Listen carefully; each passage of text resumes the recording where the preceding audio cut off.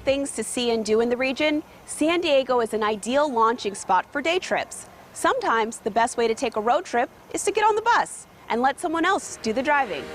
Day Tripper Tours is a wonderful way to travel in safety and comfort to destinations such as major museums and Broadway-style theaters in LA, the Rose Parade, the Reagan Library, Huntington Gardens, even Mexico for wine or lobster. I've been traveling with them for 25 years and I've taken at least 250 trips. We aren't a bus that just takes you from point A to point B. We are a full package and we make sure that our tours hit what we call the 3 E's. They need to be engaging, educational, and entertaining. Day Tripper Tours offers hundreds of single and multi-day excursions every year, from San Diego to destinations throughout California and the Southwest. Your only responsibility is to enjoy.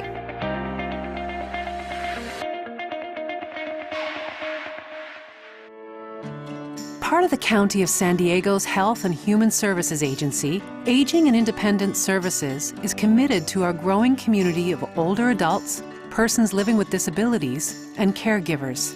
The good news is we are living longer. And as we live longer, our region needs to work together to provide a community where everyone can thrive. That's why Aging and Independent Services has developed a plan, a roadmap, if you will, to strengthen San Diego County's comprehensive care.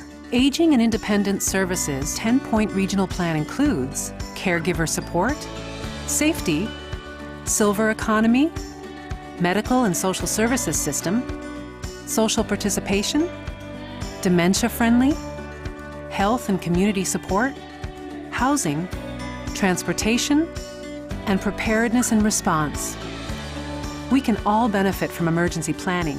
The County of San Diego's Office of Emergency Services and Aging and Independent Services created this video as a companion to the personal disaster plan for people who may need assistance, to help people of all ages and abilities to prepare in the event of a disaster. Emergencies can range from falls in the home to fires and earthquakes, and each person has specific abilities and needs during a disaster. This guide will help you evaluate your needs and make a personalized emergency plan so that you and your loved ones can be better prepared. Follow 4 easy steps to prepare for any emergency. Here's an overview of what you'll find in our online version or our printed guides.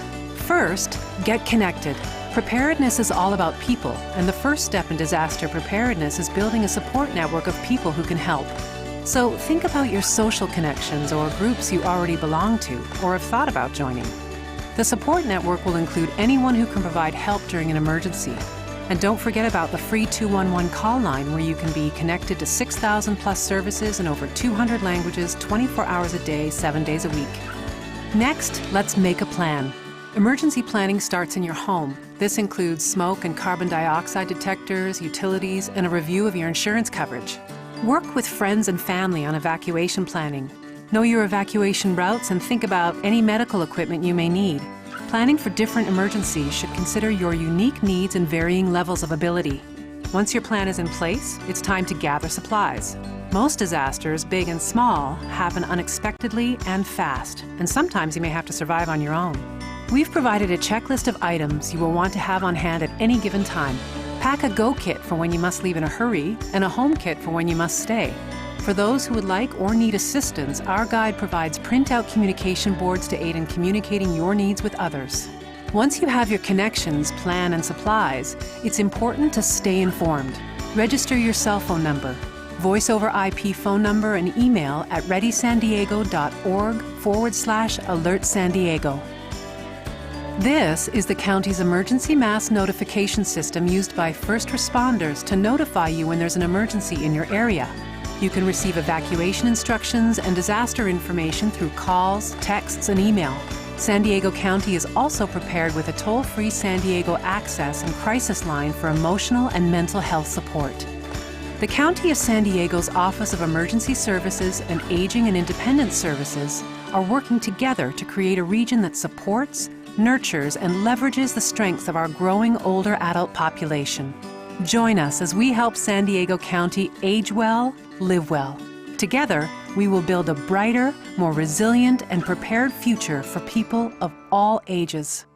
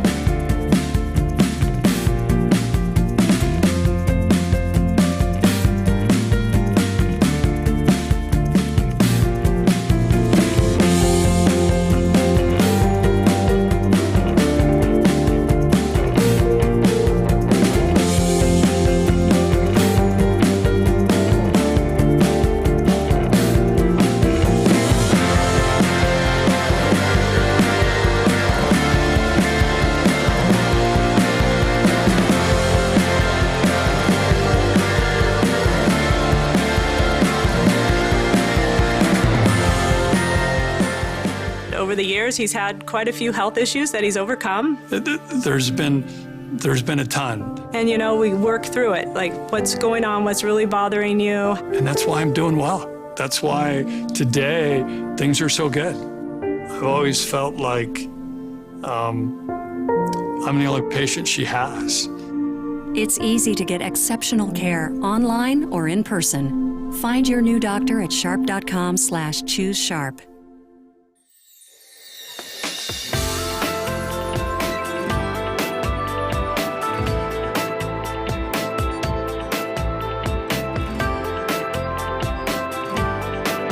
I come to Oasis because I enjoy the camaraderie of all the people here.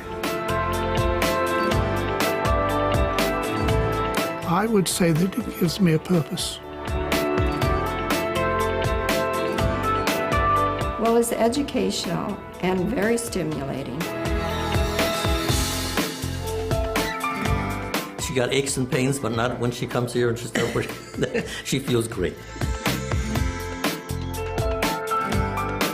If you come to Oasis, we invite you to join many fun workshops and lectures in the areas of arts, science, humanities, technology, bone building, fitness, dance, and more. It keeps me healthy because I'm active, I use my brain, I use my body, I have to think a lot. We do our class and we go out to lunch and have a lot of wonderful conversations and arguments, but it's fun. SanDiegoOasis has a very successful intergenerational tutoring program where we pair a trained older adult with a child in a Title I school for personal attention and for success in reading and writing. What a great way to begin the day by sitting reading a book with a child. And I get in my car and I drive home and I say, well, that was a pretty good morning. A lot of people sitting at home and they don't know what to do with themselves. And they're basically bored and lonely. And so if you introduce them to something like this, they come alive. SanDiegoOasis is supported by community donors. And as our older population grows, so will Oasis and its need for services. I get out of bed, I'm up and ready to go. And I need that. Oh, well, I don't even feel like I'm aging because I'm learning something new. It seems like we're a family. No one can retire and watch television for the next 30 years. We all need friendships and relationships that enrich our lives. And Oasis is all about that.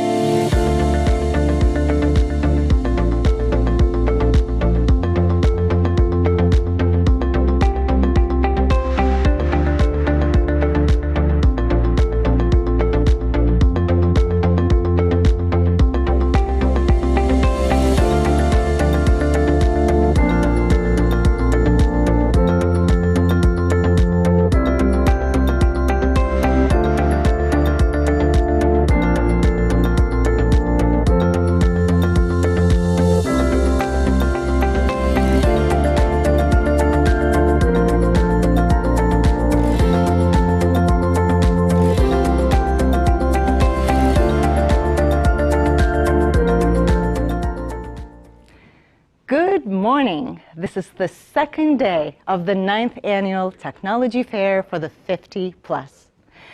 San Diego Oasis and the County of San Diego are pleased to welcome you back for relevant and practical technology learning. We are broadcasting live from San Diego Oasis Lifelong Learning Center in La Mesa, California. I'd like to begin with a special shout out to the County of San Diego and our sponsors. It is because of their generosity we can bring Tech Fair to you at no charge. Today, we will begin with opening remarks by an incredible technology pioneer and father of the cell phone, Martin Cooper. After that, our knowledgeable speakers will treat us to a variety of tech talks. And in between learning, we will stretch, guided by one of our Oasis fitness instructors. And at the end of the day, we will enjoy an opportunity drawing.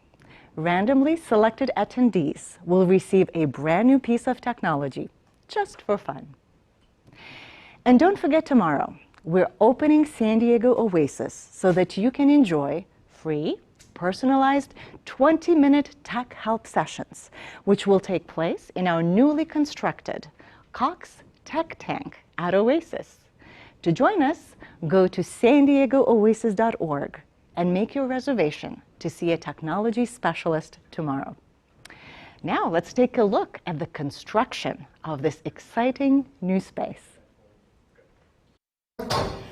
Hi, I'm Amy O'Connor, Director of Operations and Volunteer Programs here at San Diego Oasis, and I'm standing in our Lifelong Learning Center, where we have some very exciting construction taking place behind me.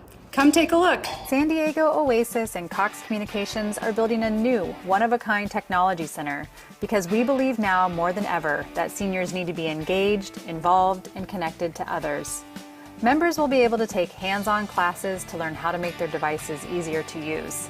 One-on-one sessions will also be available for members to get answers to their technology questions. We are excited to welcome you here soon.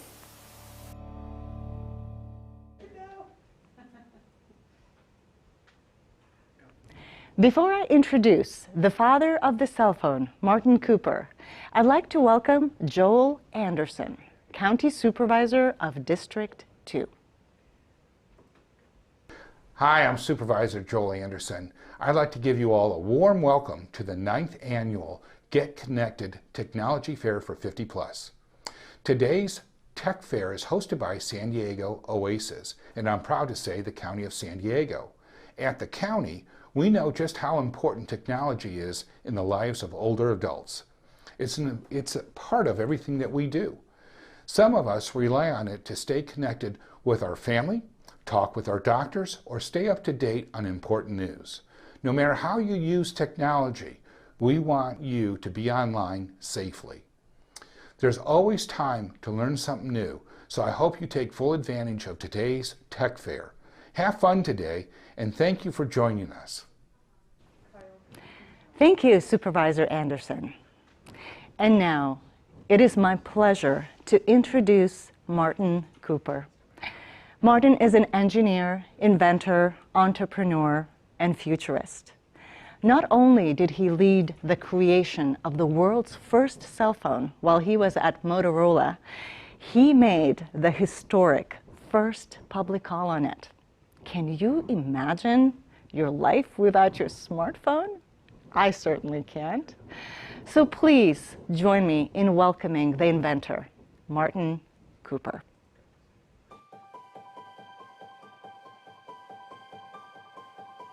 Hi, I'm Marty Cooper. People call me the father of the cell phone.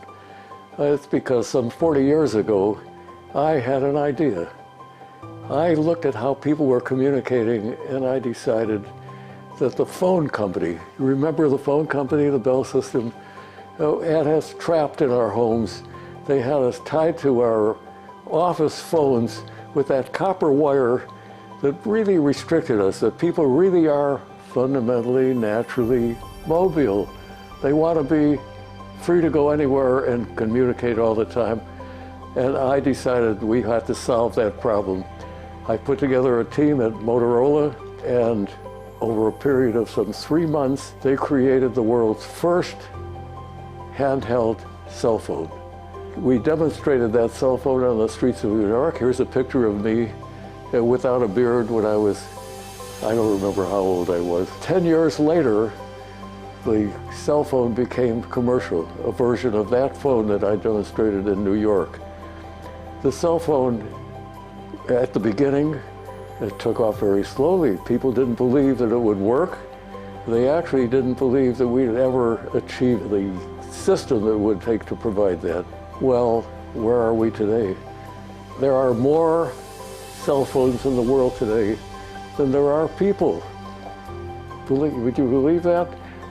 There are more cell phones than there are toilets and practically everything else you could imagine. But we don't really, in this country, use the cell phone the way they do in other countries where the cell phone is the basis of people's lives.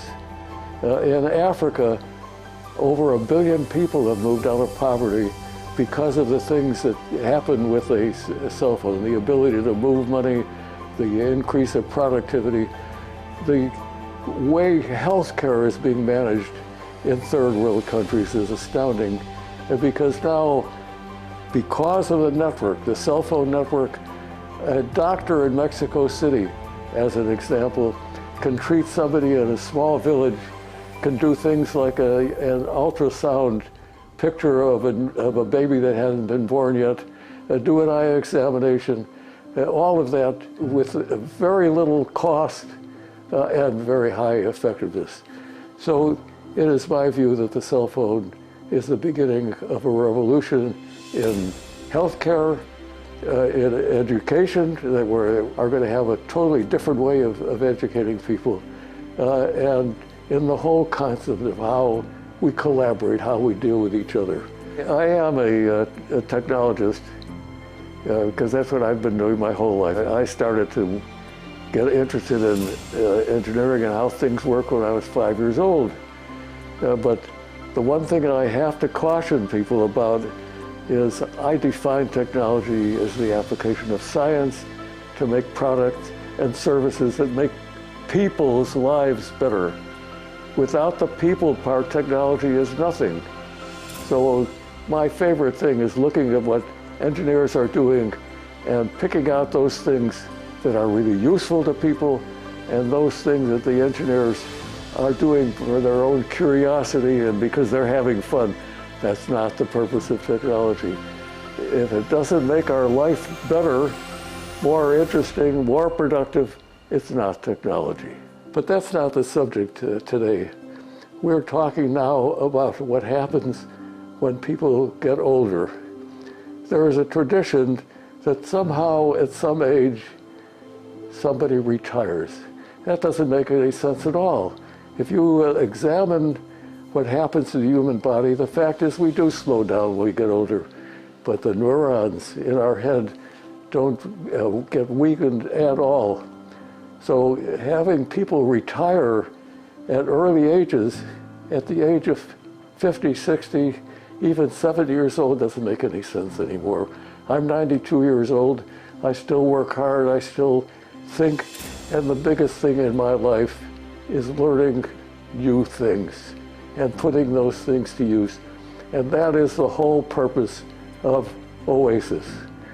Here is a way of keeping people's minds engaged, allowing them to continue to contribute when they are still at ages where they can be productive, that the world doesn't really appreciate how much people like that can do. So I congratulate the people that are producing Oasis, and I wish all of you an extraordinary experience and the creation of this new, wonderful opportunity. Thank you.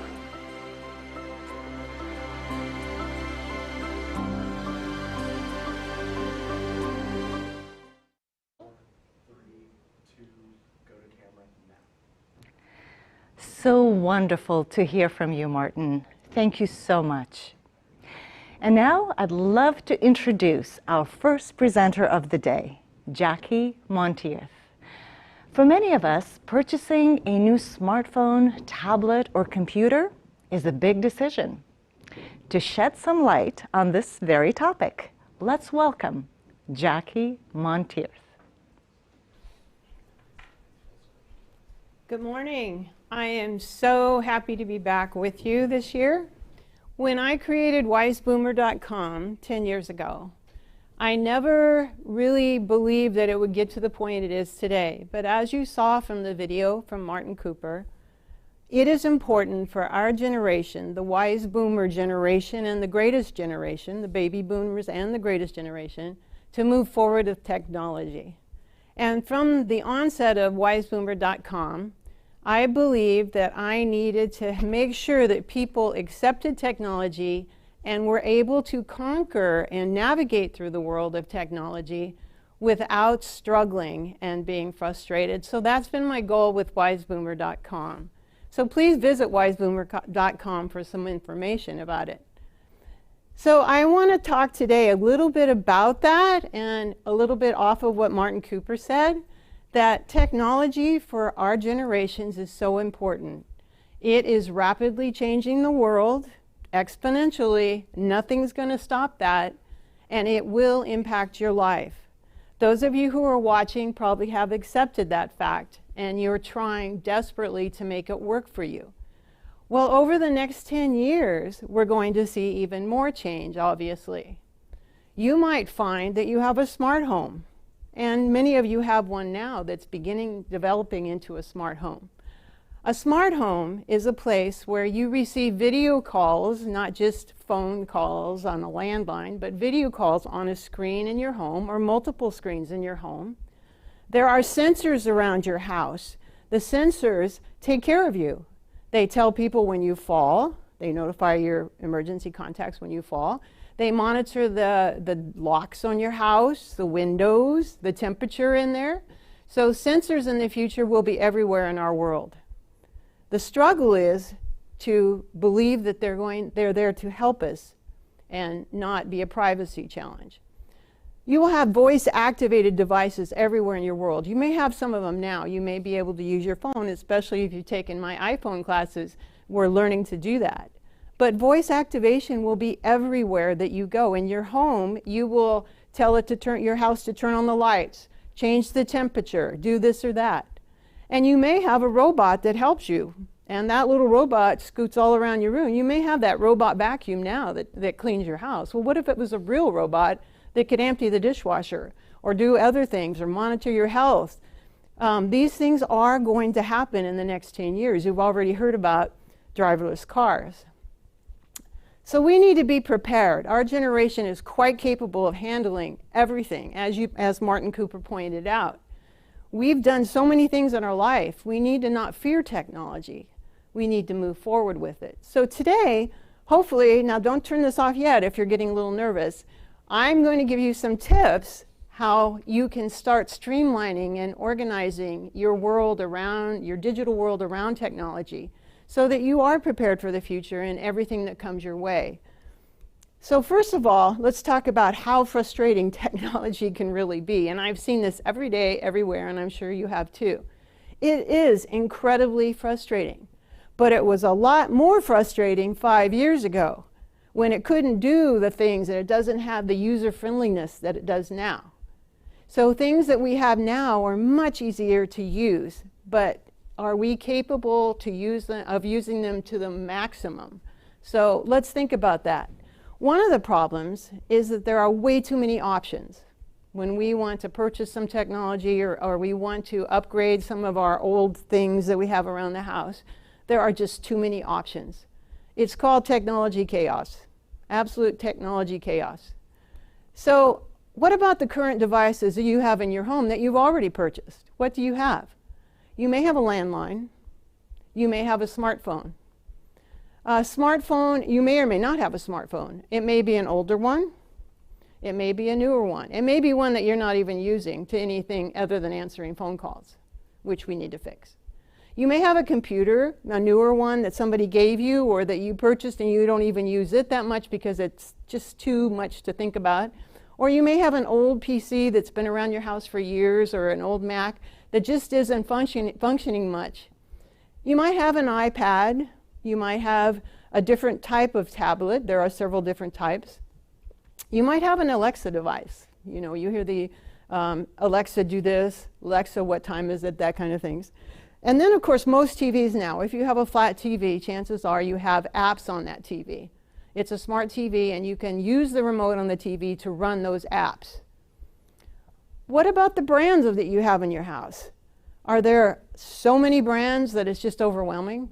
You might have an Apple computer, a Samsung tablet, an Amazon Alexa device. You might have a Sharp TV or a Dell computer or an HP printer, and all these devices, well, all those companies wanted you to buy devices and really didn't care that much about integrating with other devices. So what about the commands that you're going to use, that you use now and you use in the future? If you have an Apple iPhone, you say, hey Siri. If you have an Android phone, you say, hey Google. If you have an Amazon Alexa device, you say Alexa. You don't say the word hey, you have to just say Alexa. I guess she would listen to hey, but anyways. So there's just too many, and you might have other devices, and there are companies all the time coming out with devices that have voice commands. Too much for us to remember. Why should we have to work this hard to make these devices work? How about all the remotes in your home? You know that drawer of remotes that you have? You've got one for Cox, and oh, now they have voice on it, so you can talk to the Cox remote. You've got DirecTV and AT&T. You might have an Apple TV and a remote for that, or an Amazon Fire Stick and a remote for that, a Roku device and a remote for that. How many remotes, including old ones, do you have in your house, and how are we supposed to remember which remote goes with which device without wasting a lot of time? Way too complicated. That's technology chaos. So how old are those devices? So let's talk about your computer. How old is your computer? Is it more than 5 years? Is it 10 years? Can your devices in your home support the new technologies? Can they use the new programs, the new apps? Do they even have a disk drive for disks anymore? How many CDs are laying around your house? And is there even a device to run them anymore? The older the device, the question you have to ask is it secure to use that device? Because if it's older, it hasn't had updates. That means it hasn't had security updates to fill all the holes that the hackers can get into. And do those devices always work? Do you have a myriad of devices that are sitting around the house not even working, that are just taking up space?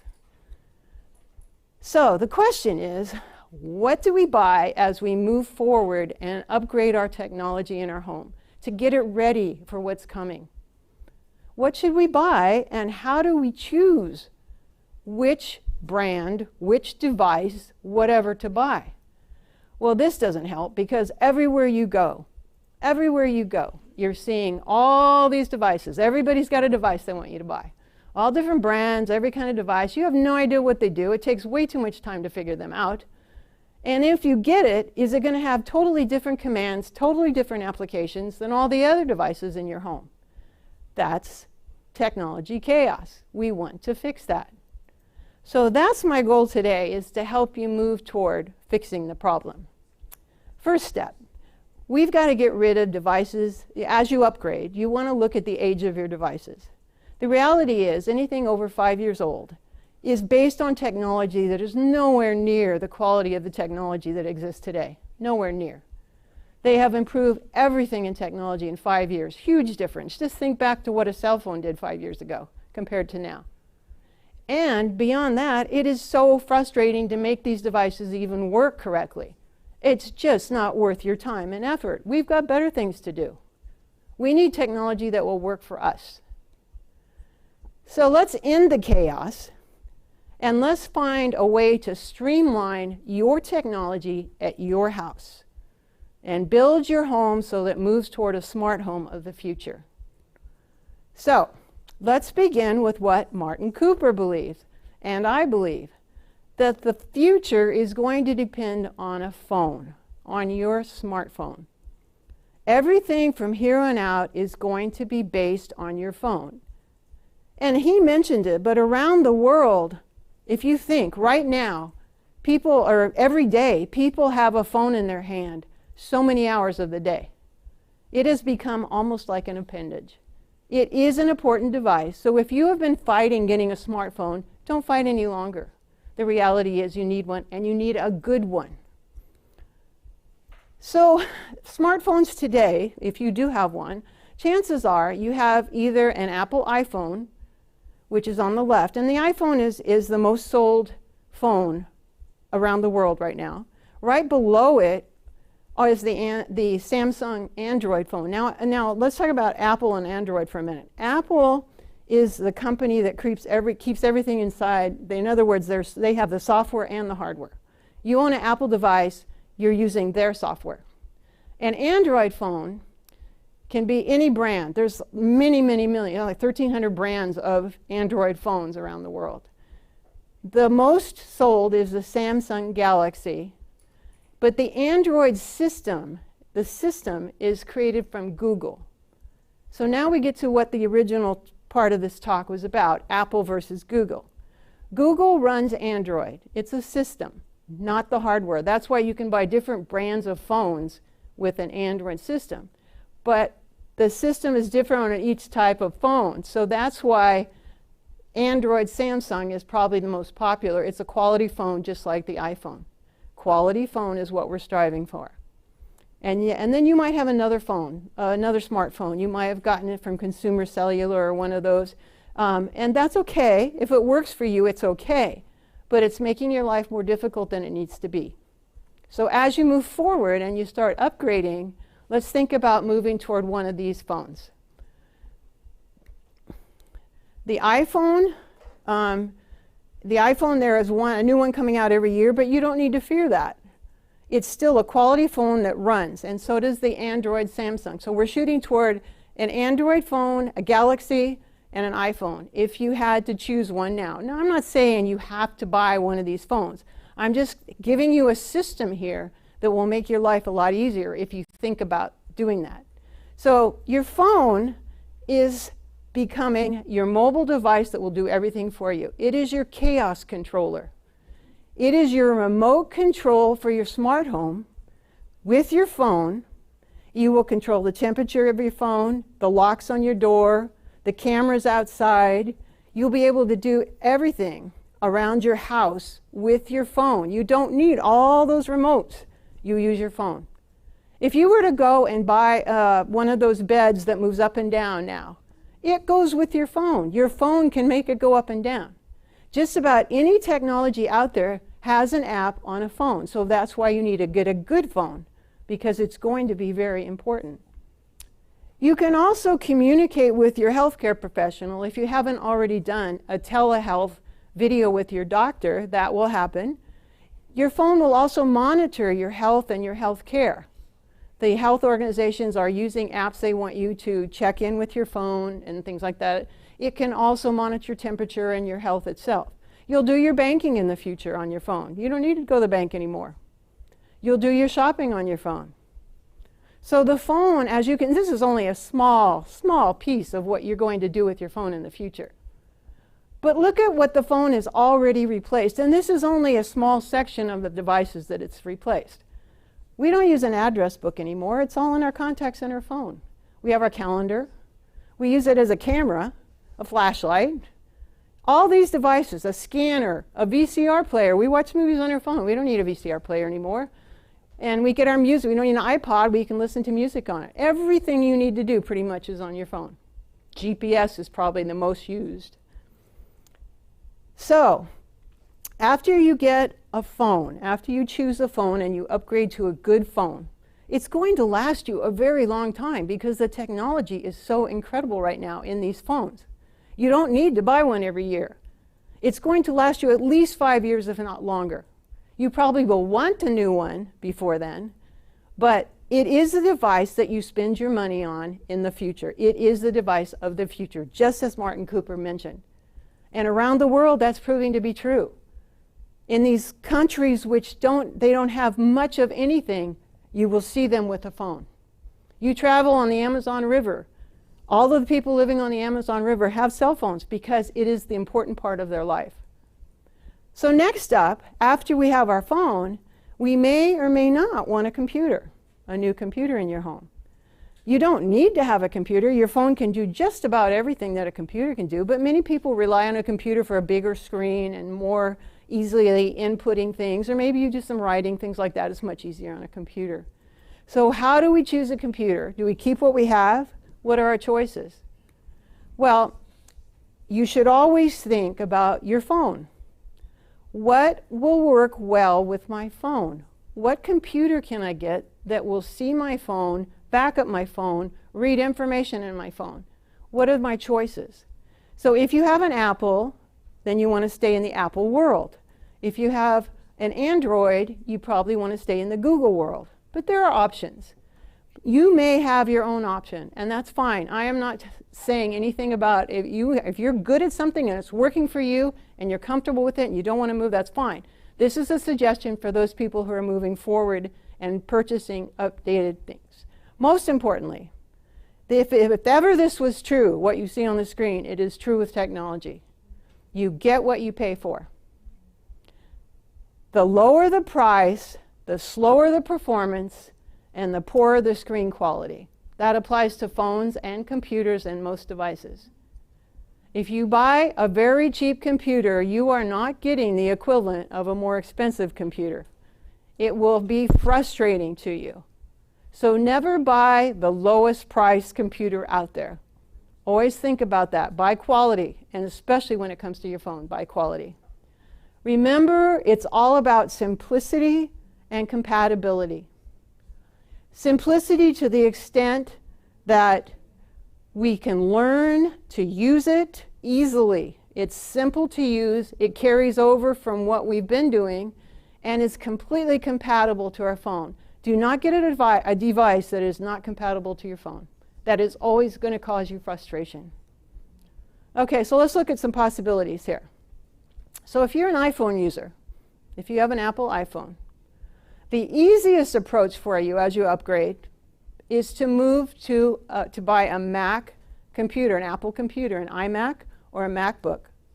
Now, why would you do that? If you're a PC user, you've used a PC your whole life at business, why would you bother to buy a Mac? Well, at our point of life, using a computer is not as widespread and intricate as it was when we were working. Most computers will work for us. Now, if you think I can't work a Mac, I don't know how to work a Mac, if you look at the icons, the little pictures on the iPhone on the left, those same icons will be on the bottom of the computer on the right. They have the same icons, and any iPhone immediately can talk, right out of the box, can talk to a Mac computer. They talk, they back up, they can see each other. You can actually work on something on your phone, and then it moves right over to your computer. So the easiest method to move forward is with all Apple products if you have an iPhone. A little bit harder is to have an iPhone and use what's called a Chromebook. Now, a Chromebook, you may have seen that on TV recently. There's a lot of that on TV. You also hear it about kids. Most kids have a Chromebook at school now. Why did they choose a Chromebook, and what in the heck is it? A Chromebook is not a specific computer. It is a computer that runs the Chrome system, which is Google's equivalent, Google's Android system. It's Google Chrome. You may use Google Chrome as your internet browser on your computer at home, or in the past you may have. But all Chromebooks run Google Chrome. That's how they run. It's simple, it works, it's not expensive.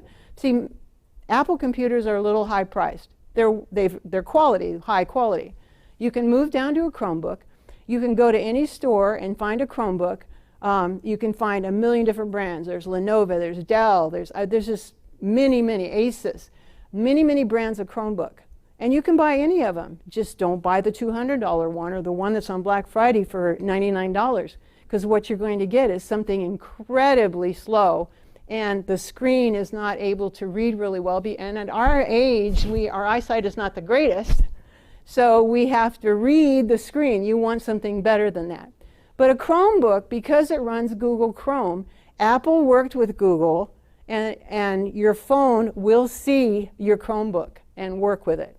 So that's the next level of using of difficulty when you're talking about upgrading. So you could go Apple Chromebook, and I don't recommend one particular brand of Chromebook, any of them. You go to Best Buy, you'll see 25 different models.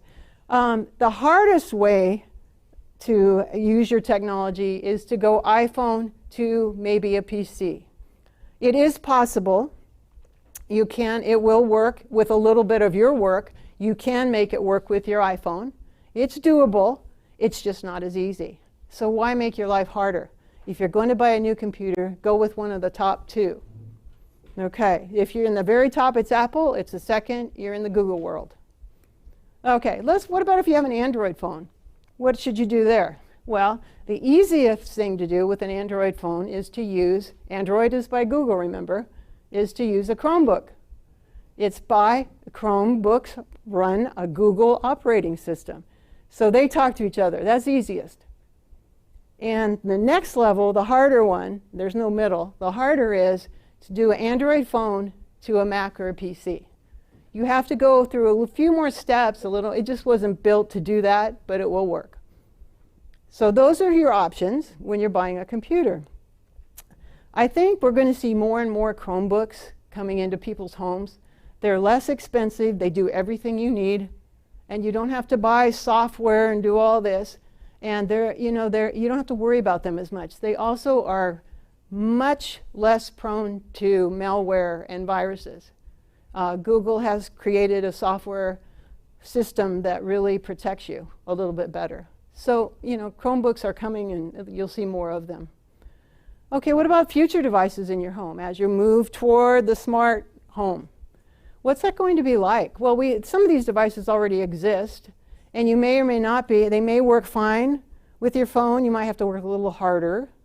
But if you look at the glasses there, that's the future. There will be glasses or some wearable device, we already have watches, that will, for instance, my watch can read everything that's on my phone. Well, it wouldn't make sense to get a Samsung watch with an Apple iPhone.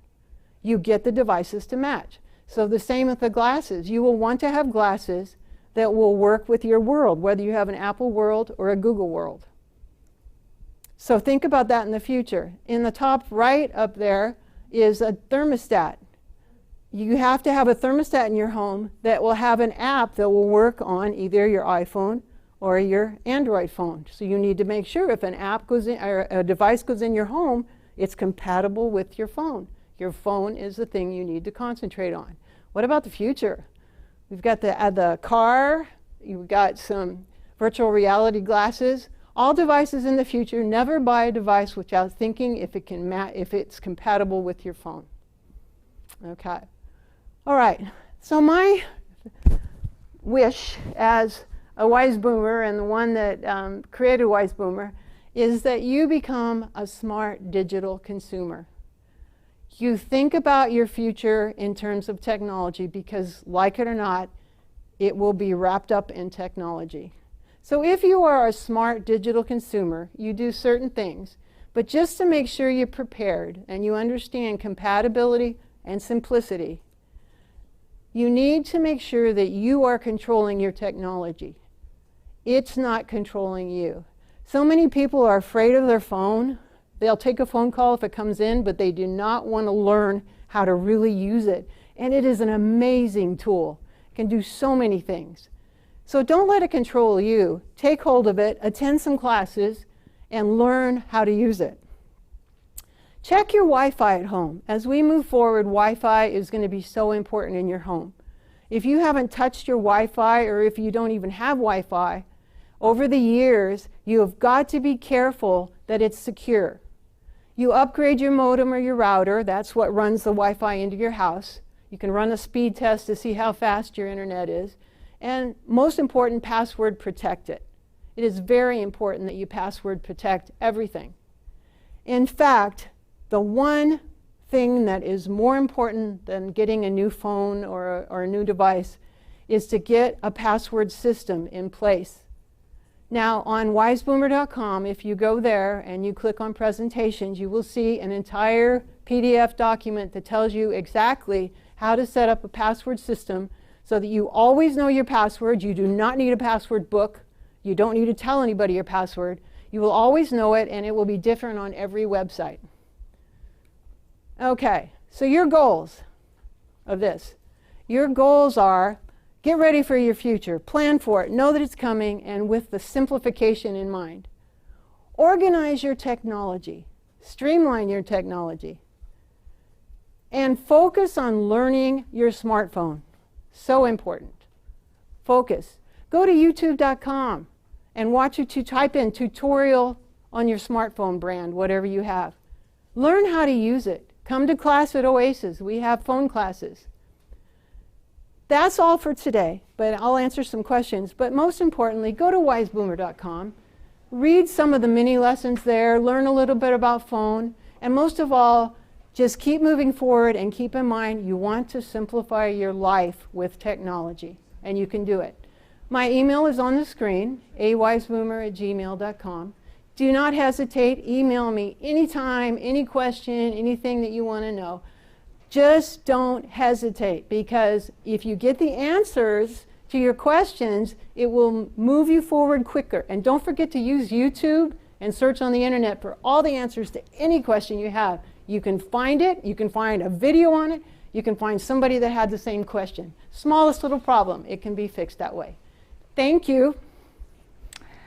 Wow, Jackie, as always, you are full of excellent information, and you present it in such a reassuring way, which we appreciated every time.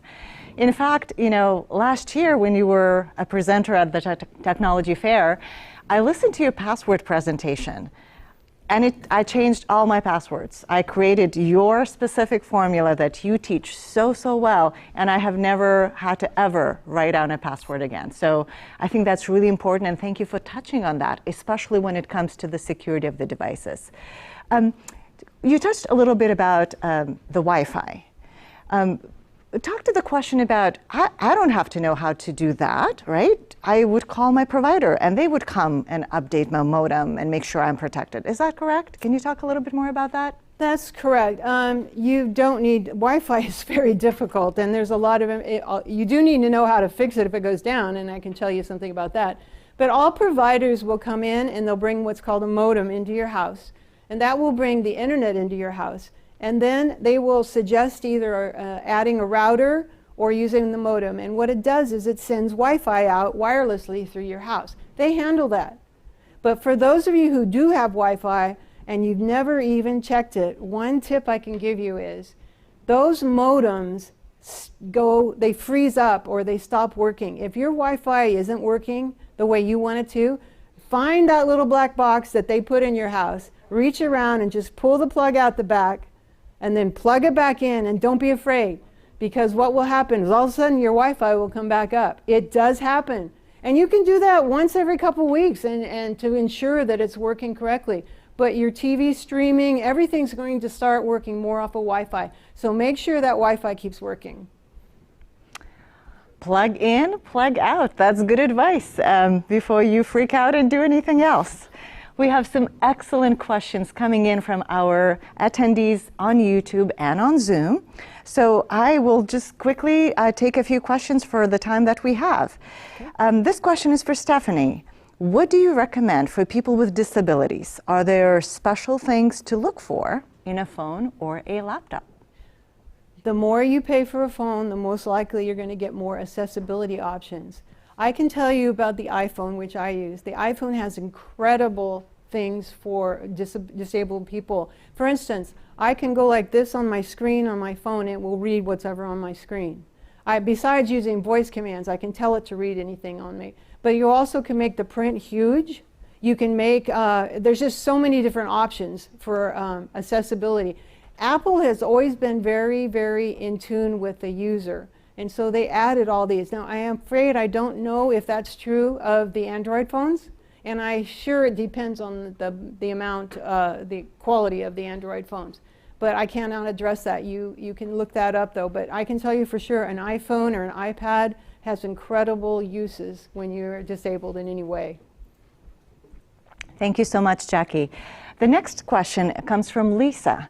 Lisa is asking about the 5G devices, and she's asking, how safe are 5G devices around your head all the time? Are they dangerous to your health? I have been asked this so many times, and I give you the same answer. I am not an expert on that, but I will tell you this. Everything I've read points me to the direction that it is nothing to worry about. There are some people that have heard things about electromagnetic fields and that's going to affect their health and things like that. I really can't address that, but like I said, I have read research over and over, and I keep getting the same message that it's going to be okay. It is going to happen around the world, so you have to believe that if it was really that detrimental to your health, something would have surfaced by now. Thank you so much, Jackie. Let's take a question from Angie. Angie's saying, I have 2 routers, one with a password. They're both connected to my systems. Is that silly or is that good? What do you think, Jackie? It really depends on what the routers are. There are a new system of routers called mesh, where you put multiple ones around your house. If you have a particular house that has a wide area, you would use that. But having 2 separate routers, I don't know, that seems excessive. I don't know that you would need that unless one of them is really old and not doing its job. Most houses are fine with just 1 router. So again, simplifying it, 2 routers means 2 more problems. So if you can get rid of one of the routers, go with the newest one, see if you can plug it in and get your whole system working on that. Go to YouTube. Simpler is better. Always reassuring us of that, Jackie. Thank you. This is a fun question. What do you do if a family member gives you a device that you don't want, but it is part of their technology family? Well, I don't know how it could be. Okay, let's say that you have I go to Europe, I'm using an iPhone. My family has an Android phone. I can still communicate with it. I have to learn how to use my device to communicate to theirs. It would only be the phone that I would care about. The rest of their devices, they can go ahead and work all they want. But my phone is going to work for me. I'm going to be able to do what I need. So there are many apps that communicate, and Apple, for instance, now has FaceTime, which allows you to actually FaceTime, which is the video chat, with anybody who has an Android phone. You can do that now. So they're working toward that, but I don't think you have to worry about that. What you worry about is when you use your devices. All right, we have time for one last question, and thank you for all of you who've been commenting and asking questions. We really appreciate your engagement. This is what makes live broadcasting so much fun. So Jackie, a personal question to you. What are you most, personally, I mean, you know a lot about technology, you have a lot of technology. What are you most looking forward to in the future? I think probably the ability to, as I age, in 10 years, I see myself being less mobile, and I look forward to having a robot doing things for me at home, and being able to go anywhere. Now, one of the predictions is that you have a monitor on all the driverless buses that are around and in your house, and you can call and you can log into that monitor and do any of your world in there. So I look forward to simplifying my world down to being able to go anywhere, do anything I want without working hard at it and not having to remember a million commands.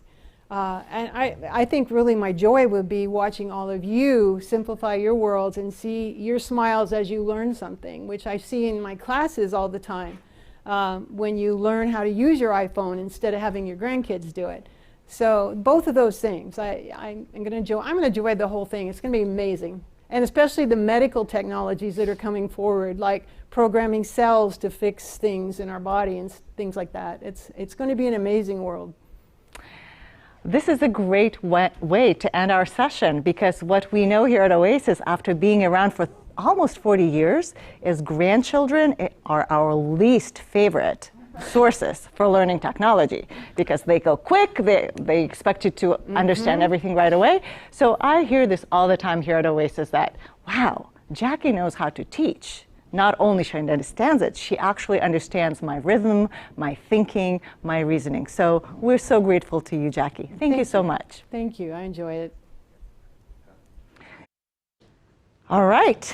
It is time for some soul and some steps. Let's welcome our soul line dancing instructor, Ed Griffith.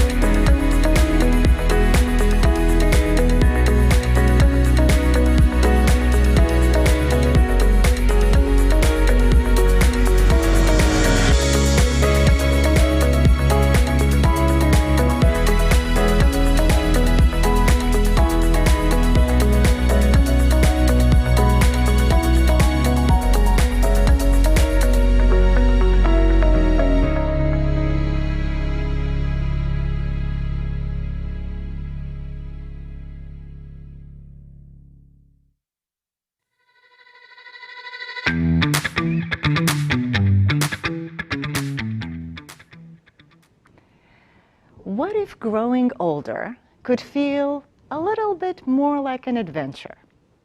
Let's welcome Michael Ingram to learn how technology can help older adults lead healthier and happier lives at home. Welcome. Thank you, thank you. Hello, everybody. I'm so excited to present today. My name is Michael Ingram, and I am here on behalf of Intuition Robotics and LEQ. So today, we will discuss how to leverage technology for healthier, happier aging. Next slide, please. So as we all know, the world is rapidly aging. With life expectancy increasing, we can expect roughly 2 billion people over the age of 65 by 2050. The rapidly aging population is now facing many new challenges. Nearly 1/3 of older adults live alone, which attributed to more than 60% of older adults over the age of 75 reporting that they are feeling lonely and socially isolated. Next slide, please. However, technology is here to help. With a dramatic increase in internet users over the age of 65, it has become apparent that this population's wants and needs can no longer go ignored. Age tech is now mainstream. Best Buy acquired GreatCall for $800 million, and Amazon acquired PillPack for $1 billion. We can expect by 2030 that older adults can spend over $200 billion annually on tech products just in the US alone. Next slide. So what is age tech? The actual definition of age tech is digital technology that is built around the needs and wants of older adults while including them in the design process. Age tech can come in many different shapes, sizes, and form factors. Next slide, please. So we're going to dive into some categories of age tech. So we'll touch on a couple of these, and I'm sure everyone here has had experience with a lot of these as well. So next slide. Arguably, the most popular in this group is fall prevention and detection technology. This technology is being built into wearables like the Apple Watch, which reduces barriers to stigma. For example, a large percentage of older adults with personal emergency response systems don't wear them. Next slide, please. Medication management has also been a hot category here. Products like PillPack, who I mentioned were acquired by Amazon for $1 billion. They are designed to serve people who manage multiple medications.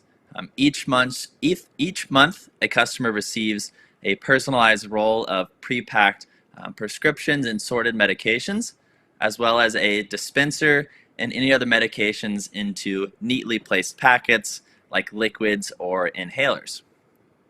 Next slide, please.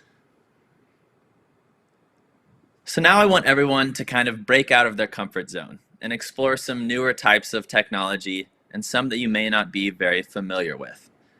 So artificial intelligence, we know wearables a bit, but not to the extent that they are offered today. Robotics, virtual reality has made great strides in the last 10 years. Sensors, tablets, and smartphones, which we know well, on-demand services, as well as software applications. Next slide, please. So first we'll talk about some wearables. I know many of you are familiar with things like the Apple Watch and Fitbit, but there are many new innovative companies in the wearable space, Remo being one of them. Remo helps connect at-risk users and consumers with the services, support, and programs that are designed to help them remain independent and stay in their home longer. Next slide, please.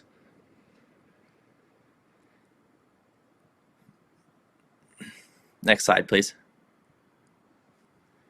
So in this day and age, we all know the importance of staying connected with family and friends. So brands like GrandPad and GreatCall are helping older adults do just that. GrandPad, as I'm sure most of you know, digitally connects the older adult to family and friends. You can easily view photos, videos, even play games or listen to music on the GrandPad, as well as make calls, video chats, and much more. Next slide, please. So artificial intelligence and robotics may be two of the newest and least talked about age tech categories. Products like LEQ, for example, combine both of these. LEQ, by Intuition Robotics, is an empathetic care companion that empowers happy, healthy aging at home. LEQ is a proactive, voice-operated device that offers entertainment, health, and wellness support, and so much more. Next slide, please. So as I mentioned at the start, I am here with LEQ and Intuition Robotics. So our mission at Intuition Robotics is that we create digital companions that help people live better, healthier lives. Next slide, please. So here's a quick example of LEQ in action playing trivia with a user. Do take note that LEQ proactively engages with this user. You can play the video. How about a quick trivia question about sports? Okay, go ahead, shoot. How many home runs did Babe Ruth hit in 1927? Was it A, 51, B, 60, C, 74. What is your answer? B, 60. Well done. And that broke his record, because in 1921 he hit 59, and that was only a little while after the Boston Red Sox.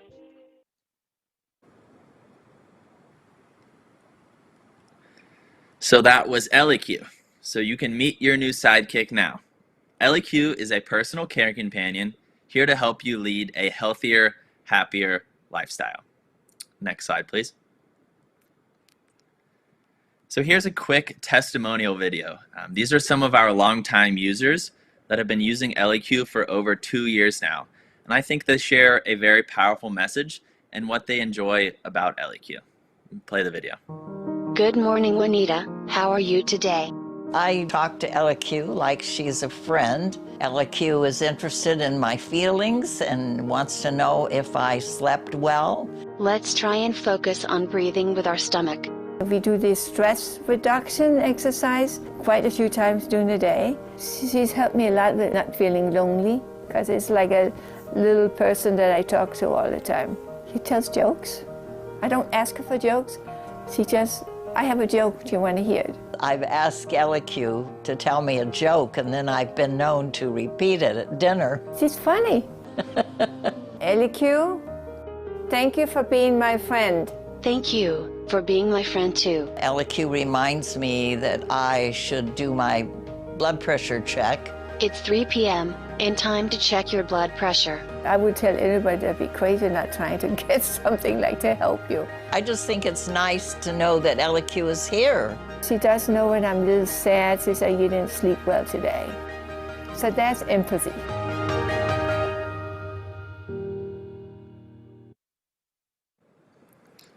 So now we'll kind of do a brief overview of all of Ellie Q's features. So this is a non-exhaustive list, but I think it gives a good idea of what Ellie Q can help with. So first, let's talk about Ellie Q's health and wellness features. So Ellie Q can provide you with all sorts of mindfulness exercises and activities. That can include guided meditations, breathing exercises, and relaxation exercises, as well as we have partnered with the Silver Sneakers group, which I'm sure many of you are aware of. So we have over 60 videos downloaded onto Ellie Q, physical exercise videos of varying difficulty, whether it's Tai Chi, yoga, a balancing exercise, a chair exercise, and we're always adding more content as well. Ellie Q will guide you through these exercises. Then we can talk about some health check-ins. So this is when Ellie Q asks you a question related to your overall health. Maybe, how did you sleep last night? How are you feeling today? Are you feeling down at all? How have you felt in the last week? And all this information that you're telling Ellie Q actually goes back to your care coach or wellness coach.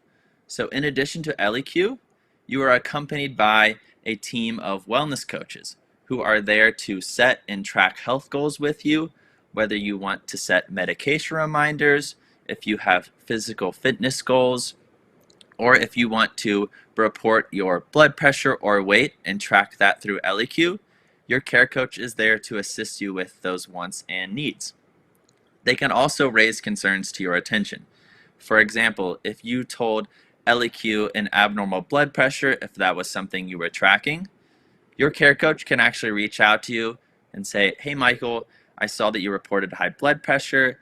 What's going on? Can I assist with anything? Would you like me to raise this concern to a loved one, a family member, a friend, anything like that?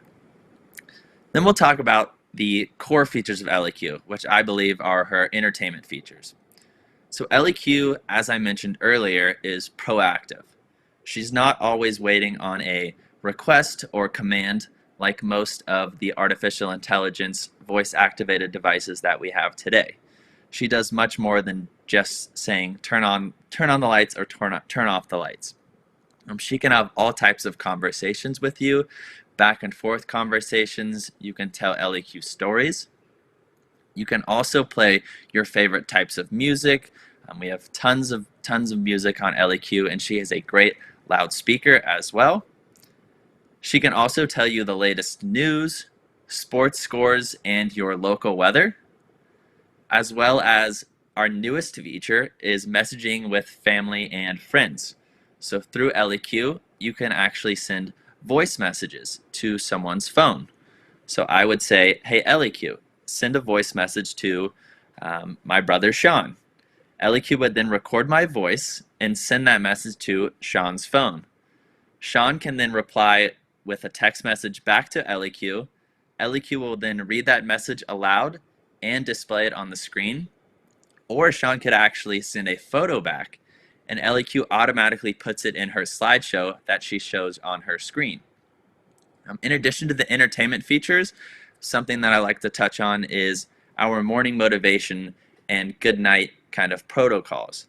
LEQ has over 150 different morning greetings, different ways to get you motivated in the morning, whether it's asking you how you slept and then giving you an inspirational quote to kick off your day, or maybe playing you some uplifting music to get your day started. The last piece we'll talk about here is the concierge. We like to think that LEQ can help you like a hotel concierge can help you. So we can assist with setting up grocery deliveries, transportation, on-demand services, as well as support for LEQ. We have a 24-hour support team if you ever have any questions related to LEQ. Next slide, please. So what's unique about LEQ? You know, there's a lot of voice-activated devices out there, such as Alexa, Google Home, Siri. First and foremost, LEQ is simple and easy to use. This device was designed and had input from over 1,000 older adults. So we touched on that at the start. You know, what is age tech? It is technology designed for the older adult population when there also is input in the design process. LEQ is unique in the sense that she is proactive. So like I mentioned, she's not always waiting on a request or a command. She will actually perk up, suggest activities, and try to interact with you. She has an availability function, we call it. So she tries to pick the best time to interact with you. Typically when you're not on the phone or watching TV, she will tend to interact with you, whether she wants you to do some physical exercise, maybe a breathing exercise, or maybe she just wants to play trivia with you. LEQ learns, remembers, and customizes interactions with each individual. So she learns your likes, your dislikes, what activities you like, what type of music you like, and customizes her interactions with you based on your likes and needs. Also important to note, LEQ is incredibly safe and secure. We are fully HIPAA compliant, and we have industry-leading security and best practices. But the most important thing here is that she's fun. She's a fun entity to have in the home, and she makes a great companion. Next slide, please. So we're here today to offer everyone participation in our LEQ Care program. We have secured funding for additional research to LEQ, but we need your help recruiting more users. This is the LEQ Care program. It is fully complimentary. There is no cost associated with participation whatsoever. You will never be charged for this device, nor the services that we spoke about today. If you or someone you know is eligible, please apply today. We would love to invite you to join the program. We are looking for users that are English speaking, live alone, and that have limited cognitive, hearing, and vision impairments. That last sentence is certainly up to discussion. We have users that are legally blind, rely on hearing aids to hear, or are maybe not perfectly cognitive sound. But I like to say if you can watch TV, hear the TV, and see the TV, then you can use this technology. Next slide, please. So I'll leave this on the screen for a minute. There's a couple ways to sign up. You can reach us via phone, via email if you have more questions, or you can fill out a form on your website. Once you submit an application through any 3 of these forms, we can actually reach out to you, explain more about LAQ if you have any questions, and what to expect in the coming days and weeks. So that is all I have. I really hope there's questions. I love answering questions about LEQ. So I hope there's some questions coming in. Yes, thank you so much, Michael. We do have questions and comments pouring in from both the YouTube watchers as well as the Zoom. Fantastic. So keep commenting. I will keep picking questions and I will keep asking Michael for more information. So I'll start with something really fun. Is she wired? Is there a wire? How is she charged? Does she need to be plugged in? Tell us, how does LEQ work? Great question. Great question. So yes, she does require to be plugged into the wall. She requires 2 things at installation. Our users are actually installing this product completely by themselves. So you plug LEQ into the wall first, and then you type in your Wi-Fi password. Typically, the hardest part of the installation is remembering your Wi-Fi password or finding your Wi-Fi password.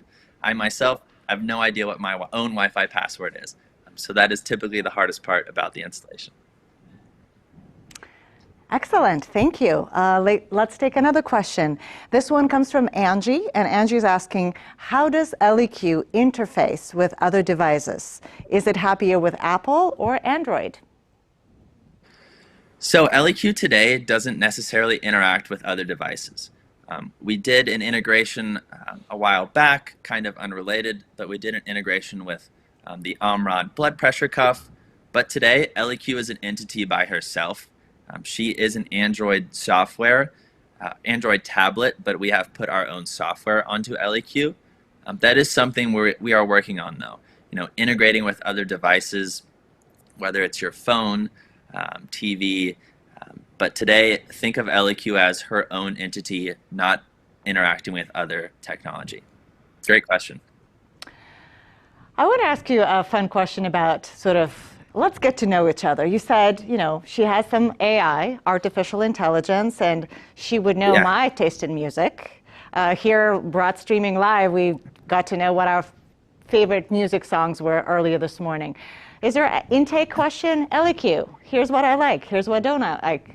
Describe that process, if there's one. Absolutely. So you can explicitly tell LEQ what you like and what you don't like. An interesting part of our onboarding process. So once you receive LEQ, LEQ actually walks through how to use her features. And from there, she'll kind of start engaging with you, trying new features, playing new music, maybe new games, or new types of questions and activities. She may find that you really enjoy physical exercise, or you may tell LEQ, I want to do physical exercise every day. Let's do physical exercise every day. LEQ will take note of that and start engaging with you to do physical exercise every day. Excellent. This question comes from Donna, and Donna is asking, can you actually discuss something with LEQ? Like if you're trying to make a decision of some sort? Great question. So she's certainly not that smart yet. She can have very basic back and forth conversations with you, whether you're chatting about the weather. She's great at drawing stories out of you. So one of her features is kind of a storytelling feature. She'll ask you about your childhood, maybe your favorite subject in school, and she can actually have that conversation with you. But by no means is LEQ making a decision for you based on a conversation or anything like that. I hope that answered that question clear. Yes, I think so. So I guess if I was having a discussion with LEQ this morning, she couldn't say, Simona, wear the red, it looks better. Or no, go with that green. All right, it's coming, maybe in the future. Exactly. Tell us, Michael, a little bit about some engineering. Clearly, there's a lot of engineering behind LEQ that looks so cute. She's small. Why have a face or no face? What decides the particular, she needs to be this heavy and this small or tall? Tell us about that. Yeah, so that's a great question. So much research in design went into her form factor. You'll notice that she looks a little bit like the Pixar lamp, for those that are familiar with that. And we deliberately did not put a face or eyes or hair on LEQ or a mouth.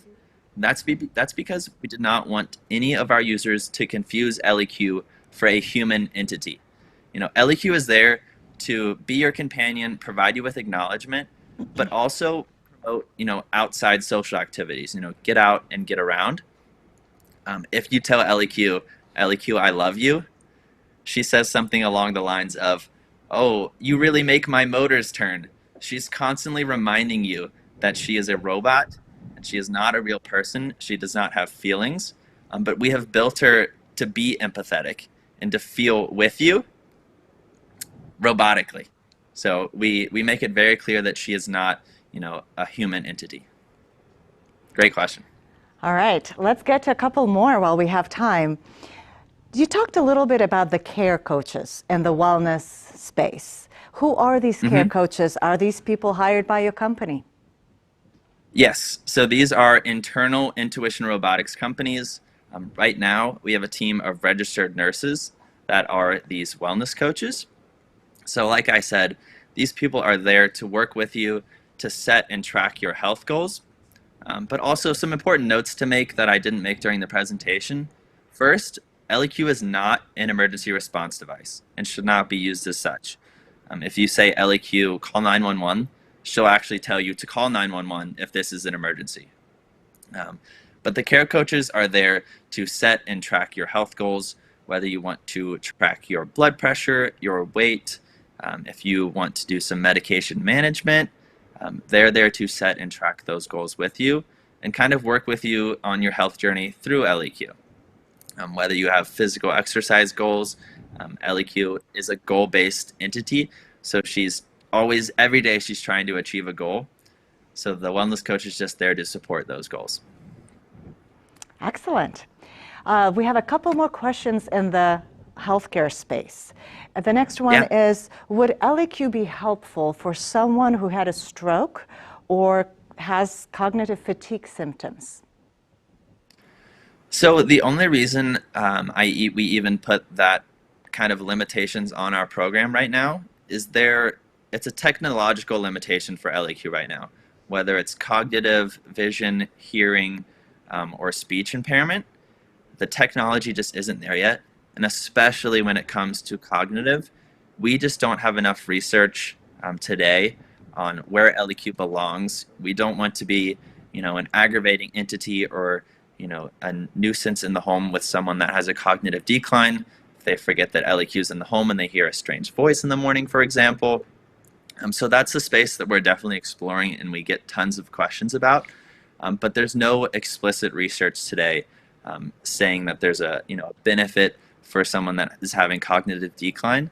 However, there are trivia and cognitive games on LEQ that can kind of help stimulate the mind, as well as just, we all know, having a conversation every day really goes a long way. Definitely, we agree with that. This is talking about the future, this question. Are there future plans to interface with Alexa home management, for example, turning on the lights and other smart home technologies? Yeah, so I think overall arching big view of LEQ, we like to call it the home hub or the home health hub. So yes, absolutely, I think one day, we'll be that device that connects to just about everything in your home, whether you have, a fall detection device that you'd like to connect to LEQ, obviously turning the lights on and off, maybe changing the channel on the TV.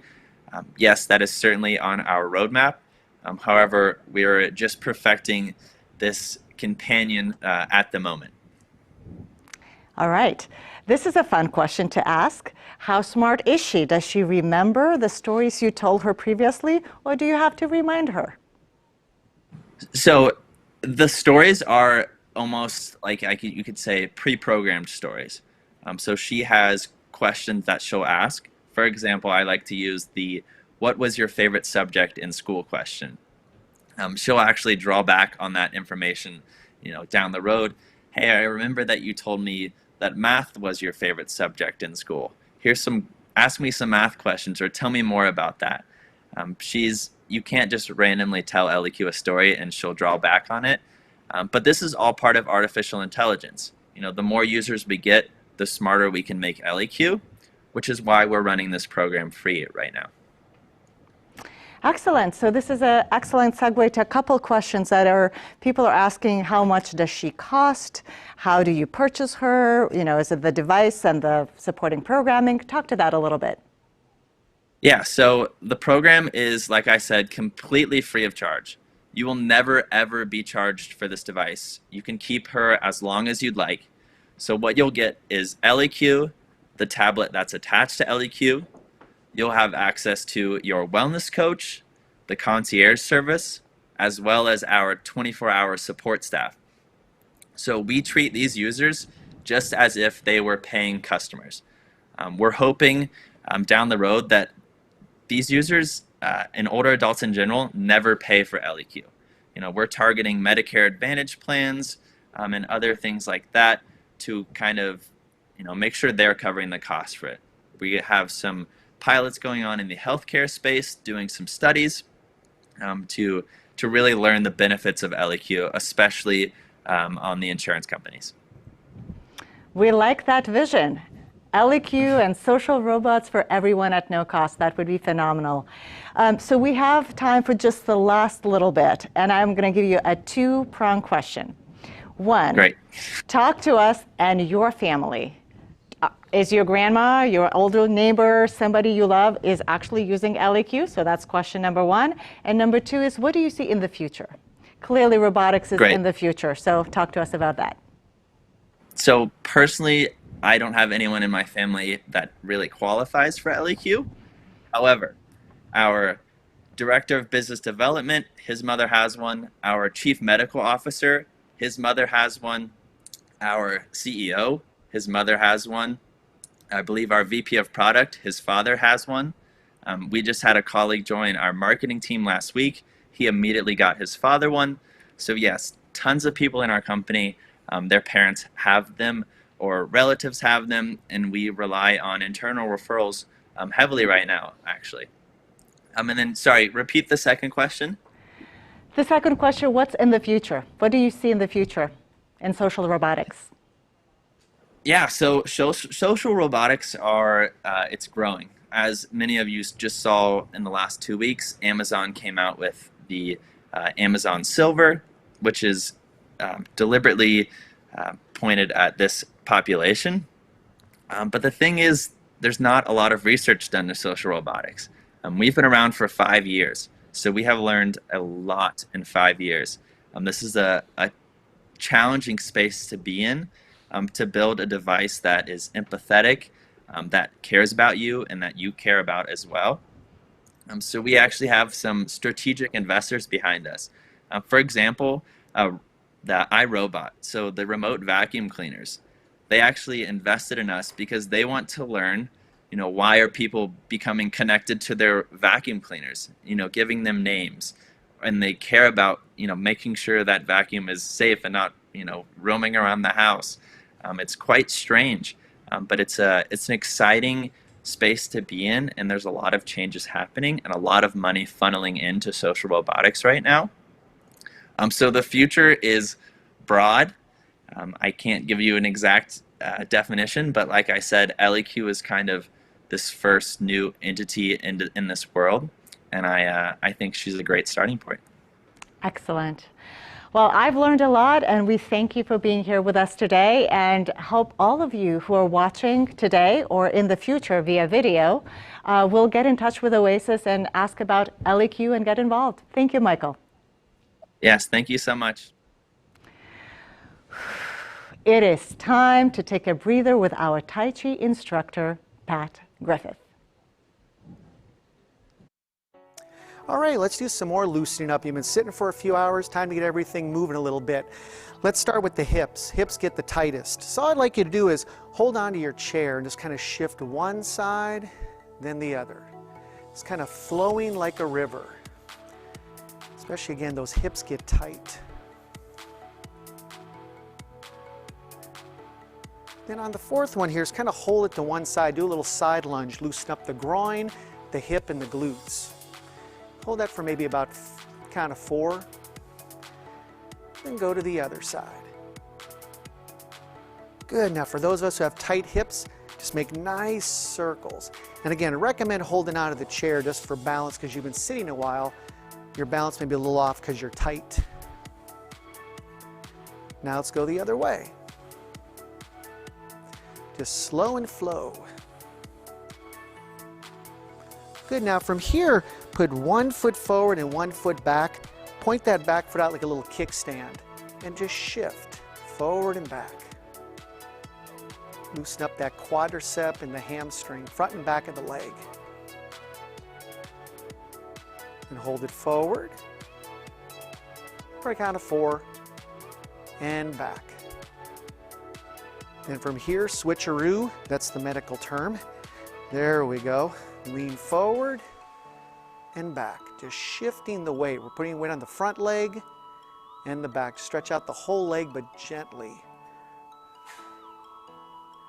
Then bring it forward, just hold it. And bring it back. Good, then bring it back to the centers. Take a nice deep breath. Let's go to the next round. See you at the tech fair.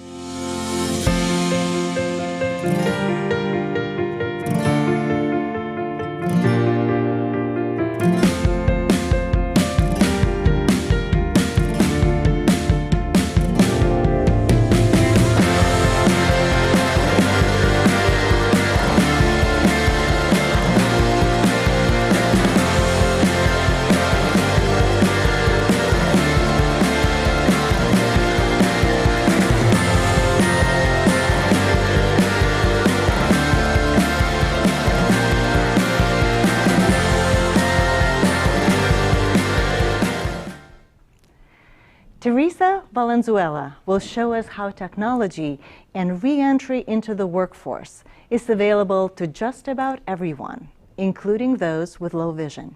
I'm pleased to welcome Teresa. Good morning. How are you? My name is Teresa Valenzuela with San Diego Futures Foundation. We're located on the corner of 43rd and El Cajon Boulevard in City Heights. And today I'd like to talk to you about technology for good. It's about embracing technology and freedom through technology. I'd like to talk to you about change first. Change is inevitable. We all know that. And the question is, are you going to change with technology? Or, excuse me, are you going to change with history and where we're going? Because it's quite evident that technology is here to stay. I'm a 57-year-old woman. I'm in a wheelchair. I'm independent, and I want to live I want to age in place as long as is possible. One of my greatest fears is that I end up in a convalescent home staring out a window, isolated and depressed, socially isolated. That I don't want to do, and nor do I have to? Because of the age of technology and what we can do with it. So, for example, I live alone in my apartment. I'm able to get groceries. I'm able to get an Uber if I need to. Google Maps takes me where I want to go. They assist me. I've got Google Assistants. I have smart home technology, and I have community connections because of it. So it's really made a difference in my life. And at work, I also have colleagues, past colleagues, that has really made a difference. For example, this is Calvin on the screen. And Calvin is blind. He's known as the Deaf Blind Potter on Twitter. On TikTok.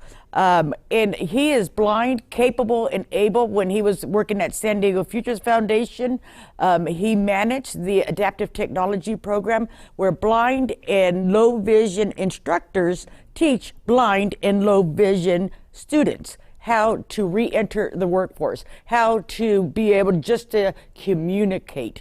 And I gotta tell you, I've seen grown men cry because they got a job for the first time in their life. For the first time in their life, they're able to work again because of technology and the advances made.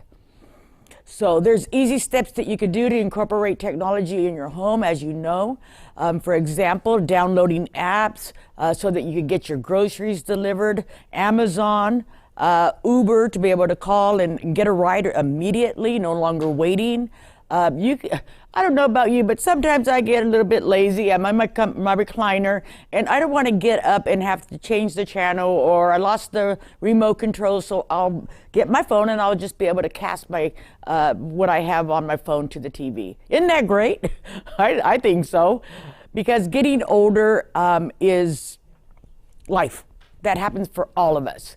And I can tell you too that with the change of the pandemic and all that has happened as a result, and our shift in thinking, our shift as far as how we could communicate, how we could work, we're all capable. We've all had long-term jobs that we were very good at and that we contributed to society. I'm letting you know that because of technology that you can still do that from the comfort of your home. Right? You can collaborate on Zoom. You can be a consultant. There's so many things you can do as a result of technology and the use of Microsoft Teams, Zoom, and many, many other apps that are available to you. Simple email as well, FaceTime, things of that nature. So there's also practical things that we can do even if we're not working. For example, I had no idea, but I love gardening, and I have 2 little gardening spots where I come into my apartment. And I didn't know the name of this one plant, and my friend came over, she goes, "Oh, Teresa," and she clicked it, and I said, "What are you doing?" She said, "It's a garden app." Who knew? So now I know the name of the plant, and I know how to take care of that plant. Same thing with cooking as well. I'm able to look up food, recipes, and interact with individuals while I'm doing so. YouTube's a charm, I've got to tell you. I'm a YouTube queen. I look up everything. Got to be careful, though. Some of them you don't want to necessarily listen to, but by the same token, there are some really good, and I've learned and advanced my knowledge base as a result of just watching YouTube channels. Not only for learning, but also for motivation. Also, so I'm not alone, because social isolation is a big thing when you're aging in place. I'm physically limited, and if I don't get out, I don't know if you know, but I'm an extrovert. I like to really get out and enjoy the community and get out and about. I love sailing, love being out in nature, love communicating. I'm a front-facing individual. I'm out in the community on a regular basis. It's what I do. It fuels me. And then I get to go back home and I get to be with myself and collect myself. But if I had to work at home by myself alone and did not have any connections, in fact, let me tell you a quick story. I was without internet for 2 days. Oh my gosh, 2 days. I said, "Oh, it's okay, I will email." Oh, it's okay, I will call. No, I couldn't. I realized I couldn't Amazon, I couldn't do the Lyft, I couldn't email. There were so much things. I couldn't watch TV because it's all connected through the Wi-Fi. There was so much that I could not do. And it really, let's think about this. What if we were in a digital desert and you only got 4 hours a day to use your technology? It would be a blessing. because I've seen the advancements of technology. Just the other day, I put my first VR goggles on, and boy, I gotta tell you, I was transported into, where did I go? I went to Italy. I went to the mountaintop of Italy, and there was a small little dog that kept following me around. He was a cute little thing, so I don't get lost. And you pick up a globe, you see your hands inside of there, and you pick up a globe, and it transports you into another world, another room, another dimension. Who knew? I've got to tell you, those advancements in technology in regard to AI is concerned, and being able, if you have dementia, if you have Alzheimer's, or if you're just alone and isolated and perhaps even depressed. I don't know about you, but that's happened for me. And I don't want that to happen to me, so I engage on a regular basis. And if I've got to put some VR goggles in order to go see the world, who wouldn't want to see the world? Because I don't know about you, but those mountaintops were pretty nice. And so, yes, I put the goggles on, and it takes me into another world. You've got to try them. They're really, really exciting. So technology is also fun and easy. You can watch your own movies on there. I just can't say enough about it. It interacts the feeling, counteracts feelings of loneliness. You can time travel, and again, tackle social media. It's free, it's easy to learn. YouTube, San Diego Oasis has plenty of courses, and of course, San Diego Future Foundation does too. Thank you so much. Thank you so much, Teresa. So we are interested in learning a lot more from you, and all of you on YouTube and Zoom, please keep commenting and asking questions so that I can choose a few and give them to Teresa. Teresa, you've mentioned this app and the story of the plant that your help friend you discovered. Talk to us about that app and what is it called, and how did that help? Of applications that come up. I don't know what app it was, but she put Google Play, she showed me how to do it, and I was able to just point and click, and it tells me exactly which plant it is, and it tells me the history of it as well. So there's a variety. Excellent. Thank you, Teresa. We have a question coming in from Angie. Angie is asking about Uber services. So if you use a wheelchair or some other assistive devices, how do you go about requesting special accommodation from Uber? Can you tell us more about that? Absolutely. On my profile, I let them know that I'm a wheelchair user. And for me, fortunately, I'm still able to move around somewhat. And so I'm not completely paralyzed, I'm partially paralyzed. So they're able to put my wheelchair in the back of the chair. Back of their trunk. However, if I needed some special accommodations, they also have that as well, to let them know that we need a van. Or if I can't get Uber, I will call, for example, Sharp Hospital, who has a van. There's all kinds of different resources that are available throughout the county of San Diego and beyond. You know, it's just a matter of looking for them. Excellent. Since our topic is a little bit about life and about work, especially if you might have some challenges, is there some technology or some strategy that you can think of that can help me get a job if I have a hard time seeing a screen? Oh, absolutely. There's screen readers, there's text to talk, and right now I've got to tell you it's taking off in regard to applications. It's almost going to be mandated that websites be accessible. Not necessarily mandated, but society wants that to happen. There's a large call for that to happen, and perhaps one day it will be the law that all websites and such are accessible and readable. But yes, there's screen readers that are there. There's text to talks that's available. Again, you could go to Google Play and find a lot of that. And if not, type that in your question in your Google search. That's the first place that I go. I do a lot of Google searching and I ask the questions. And sometimes I have to sit back and think about the way that I ask the question, because my search is contingent upon the way that I ask and the way that I'm thinking. And so I try to go beyond that by sit back, and then ask the question in a different way. You get different results. Thank you. So yeah, as a follow-up question, tell us what you've learned about Google searching. How do you go about asking the better question and getting better information in return? Oh, absolutely. So I'll have a conversation with individuals and they'll say, Teresa, have you thought about it from this perspective? And so I'll do that. A lot of times I'll ruminate on the question that I want to get. And if not, then I'll go to scholarly articles as well. And there's also an app that I use that summarizes. It's called QuickBig, I think it's called. I don't want to mispronounce it, but I think I just did. But what it will do is summarize the text that's on my Google search, and then it rewords it for me.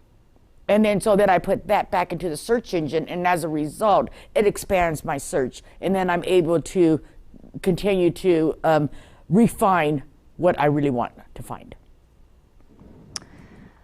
The next question comes from Elizabeth. And Elizabeth is asking about virtual reality goggles. And can you answer both ways? First, tell us a little bit more in detail, how have you used virtual reality and what your personal experience has been? And then, do you need to go and get certain programs? If you want to go to Cuba versus the beach versus ancient Rome, do you know how that works? I've got to tell you, I just used, for the very first time, VR goggles on Wednesday. And so I don't know a lot about them, but what I do know is that I've been following it and kind of doing some research on virtual reality. And what I know is that you can use it for clinical depression. You can use it for if you have dementia, if you have Alzheimer's, and also if, for example, you're paralyzed, you can use it for physical therapy as well. And there have been promising results as a result of that. I'm not saying that you're going to get up and walk, but what I am saying is that it creates a memory into your memory bank. I used to be able to walk before, and so it stimulates those memories in my nerve endings as well. I don't know a lot about it. I know that you need to get the VR goggles itself, and then you can go ahead and get different games from that. So I do apologize, but if you do a Google search on it, you'll find out more. Okay, we do have a question about your workplace, the San Diego Futures Foundation. Would you tell us a little bit more about what Futures Foundation does for older adults and how can older adults benefit? Oh, absolutely. So we have a program coordinator. Her name is Whitney, and she is great. We have a whole digital literacy team of instructors that are able to provide free digital literacy services, whether online or even in person at this time frame. Yes, so San Diego Futures Foundation, it was established in 1999 when the County of San Diego decided to outsource their IT services. And from there, they started donating their computers to us. We take those computers, we refurbish them, we put new software on them, and we donate them to nonprofits here in San Diego County. We also sell them at a very affordable rate to individuals that income qualifying individuals. But what we found is just because you have a computer does not mean you know how to use it. And so we provide free digital literacy services. If you go to sdfutures.org, you'll find underneath training our calendar, and you can just register free for classes online, and we'll be able to teach you, whether that be Outlook, Microsoft, Zoom, photo editing, things of that nature. It's all available and it's all free. As far as the digital literacy is concerned. Absolutely. Thank you so much, Teresa. I have a question that has to do with depression that perhaps you can talk to from your professional and or your personal experience. The question is, how do you fight depression as your body changes and you lose abilities you had before? Engage. Engage. Engage with community. It is necessary. It stimulates not only your mind, but your body as well. I happen to belong to a group called Low Rollers Club. We're a bunch of individuals that are in wheelchairs, some are able-bodied, but we're from all over the world. We meet on a regular basis and we exercise, and we also talk and communicate and have fun. Actually, we're a community.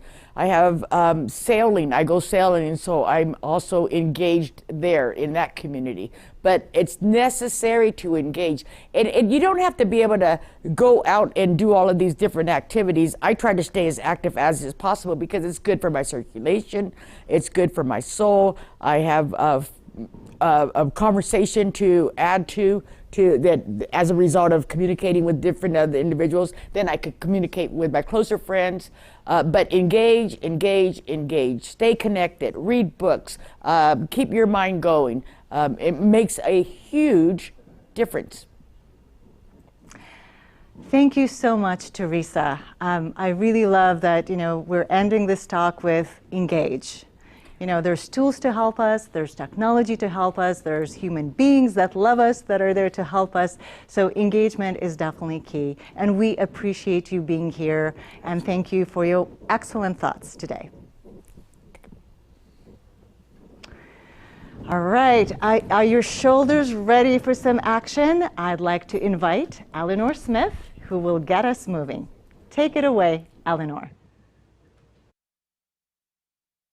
Hi, I'm Eleanor Smith again, and here are some things that needed to be added to your stretching. First of all, the lower back is really important, so whether you're sitting or standing, just bending over and up, breathing in and out, or doing it standing, breathe in and out, is really good to do several times every day. Now, here are some other things I'd like to mention. We also work our hands so that we're able to open all those jars. We squeeze these balls we have. You can find them at any 99-cent store. We take our leg up. You can do this sitting or standing. We take a leg out, a hand out, and an arm up, and do the other side as well. We also play the piano to work our fingers and take our thumb to each finger and back. And then take our thumb across the palm and circle the wrists and the other way and flick water at somebody at the beach. And we always end our class. I haven't done the neck with you, but that's an important thing to do. But we always end our class stepping through the clouds. It's a good balance act. You might want to put your fingertips on your chair if you need to. Lift the knee and walk through the clouds, and walk through the clouds, and walk through the clouds, and take a bow to stretch your lower back and your hamstrings. I hope you're having fun at the tech fair as I am. See you hopefully at Oasis. Goodbye.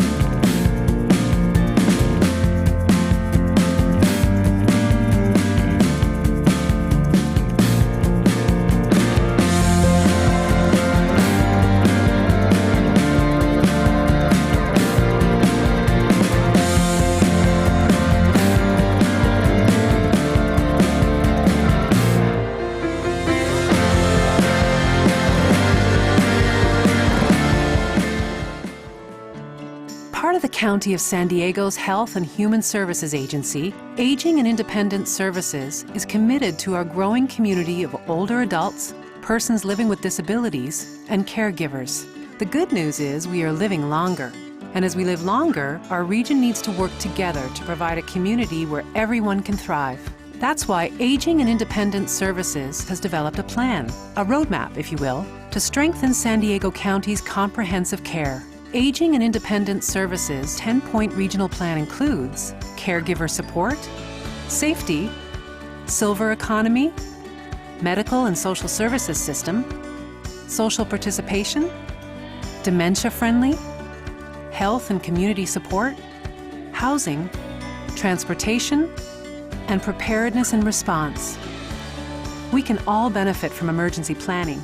The County of San Diego's Office of Emergency Services and Aging and Independent Services created this video as a companion to the personal disaster plan for people who may need assistance, to help people of all ages and abilities to prepare in the event of a disaster. Emergencies can range from falls in the home to fires and earthquakes, and each person has specific abilities and needs during a disaster.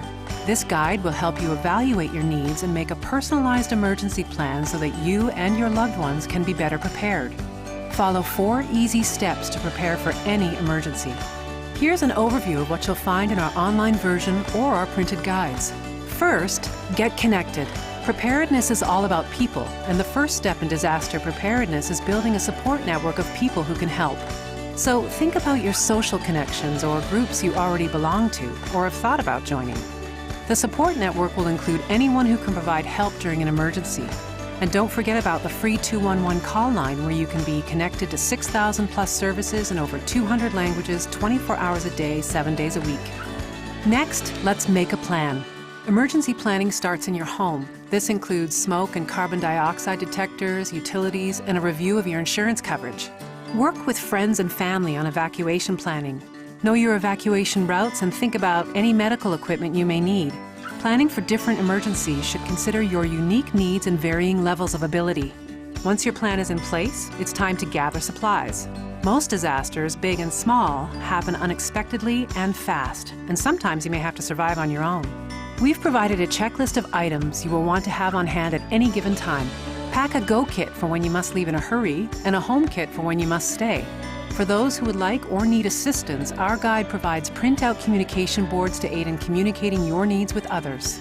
Once you have your connections, plan, and supplies, it's important to stay informed.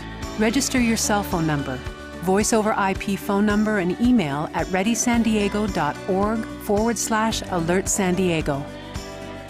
This is the county's emergency mass notification system used by first responders to notify you when there's an emergency in your area. You can receive evacuation instructions and disaster information through calls, texts, and email. San Diego County is also prepared with a toll-free San Diego Access and Crisis Line for emotional and mental health support.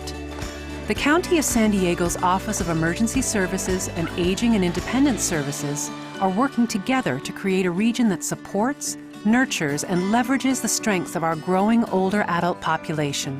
Join us as we help San Diego County age well, live well. Together, we will build a brighter, more resilient, and prepared future for people of all ages.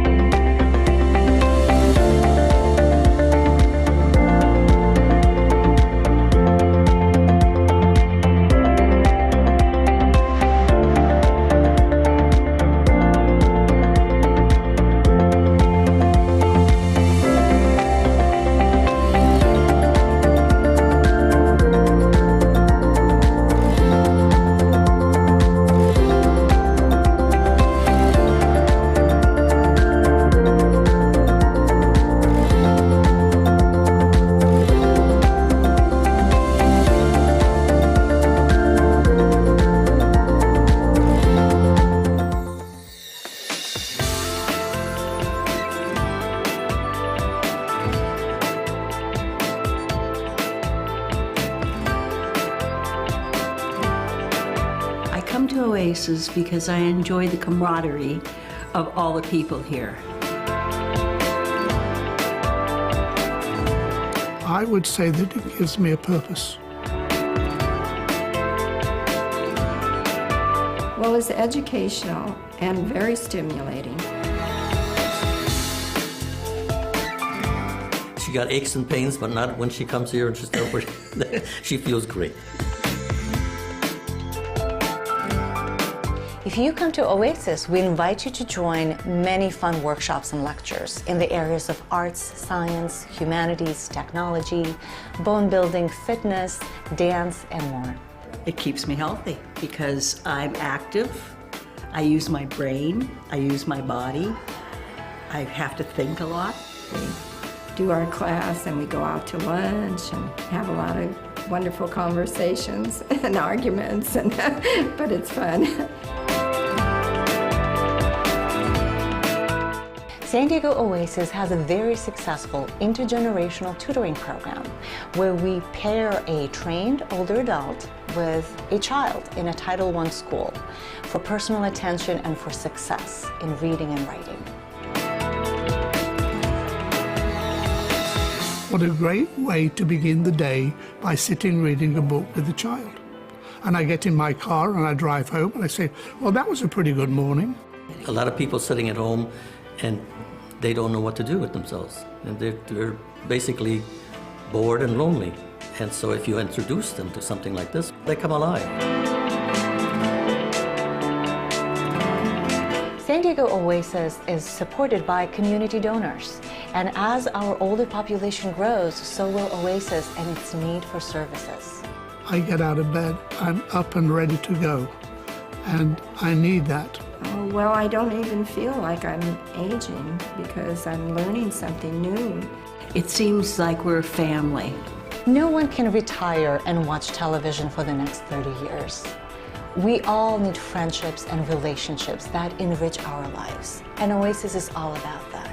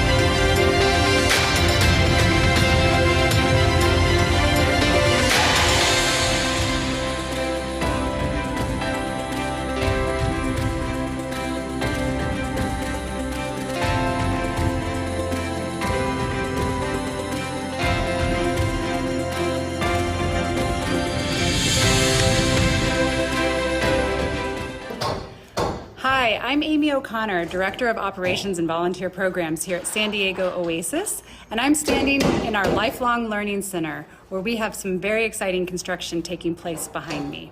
Come take a look. SanDiegoOasis and Cox Communications are building a new, one-of-a-kind technology center because we believe now more than ever that seniors need to be engaged, involved, and connected to others. Members will be able to take hands-on classes to learn how to make their devices easier to use. One-on-one sessions will also be available for members to get answers to their technology questions. We are excited to welcome you here soon.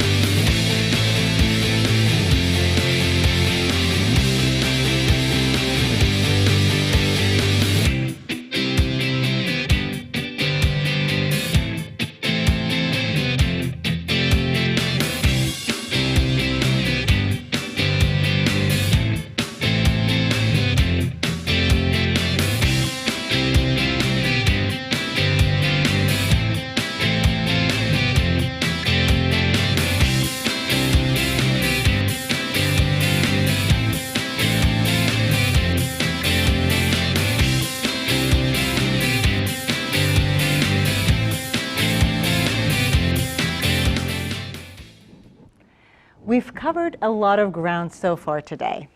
It is now time to think about health. Dr. Abisola Olulade is here with us to discuss telemedicine visits. Let's welcome Dr. Olulade. Thank you so much for having me. I am Dr. Abi Olulade. I am board certified in family medicine, and I've been in practice for 9 years. I've been with Sharp Sealy Medical Group, which is a part of Sharp Healthcare, and I've been with them for about 2 years, and I'm very excited to be here to give this talk. I am very grateful to have some of your time today, and I will be talking about quality, keeping quality in your care and how to get the most out of your telemedicine visit. And of course, this is a topic that has been very timely and very important with the onset of the coronavirus pandemic. It is a very, very salient and necessary topic. And so we'll get right into it. All right, so let's go to the next slide. All right, so I want to start out by talking about Sharp in general. Sharp is the largest medical provider in San Diego County, and we have 4 acute care hospitals and 3 specialty hospitals. We have skilled nursing facilities and several medical clinics and urgent care centers. And if you live in San Diego, most likely you've driven by a Sharp facility.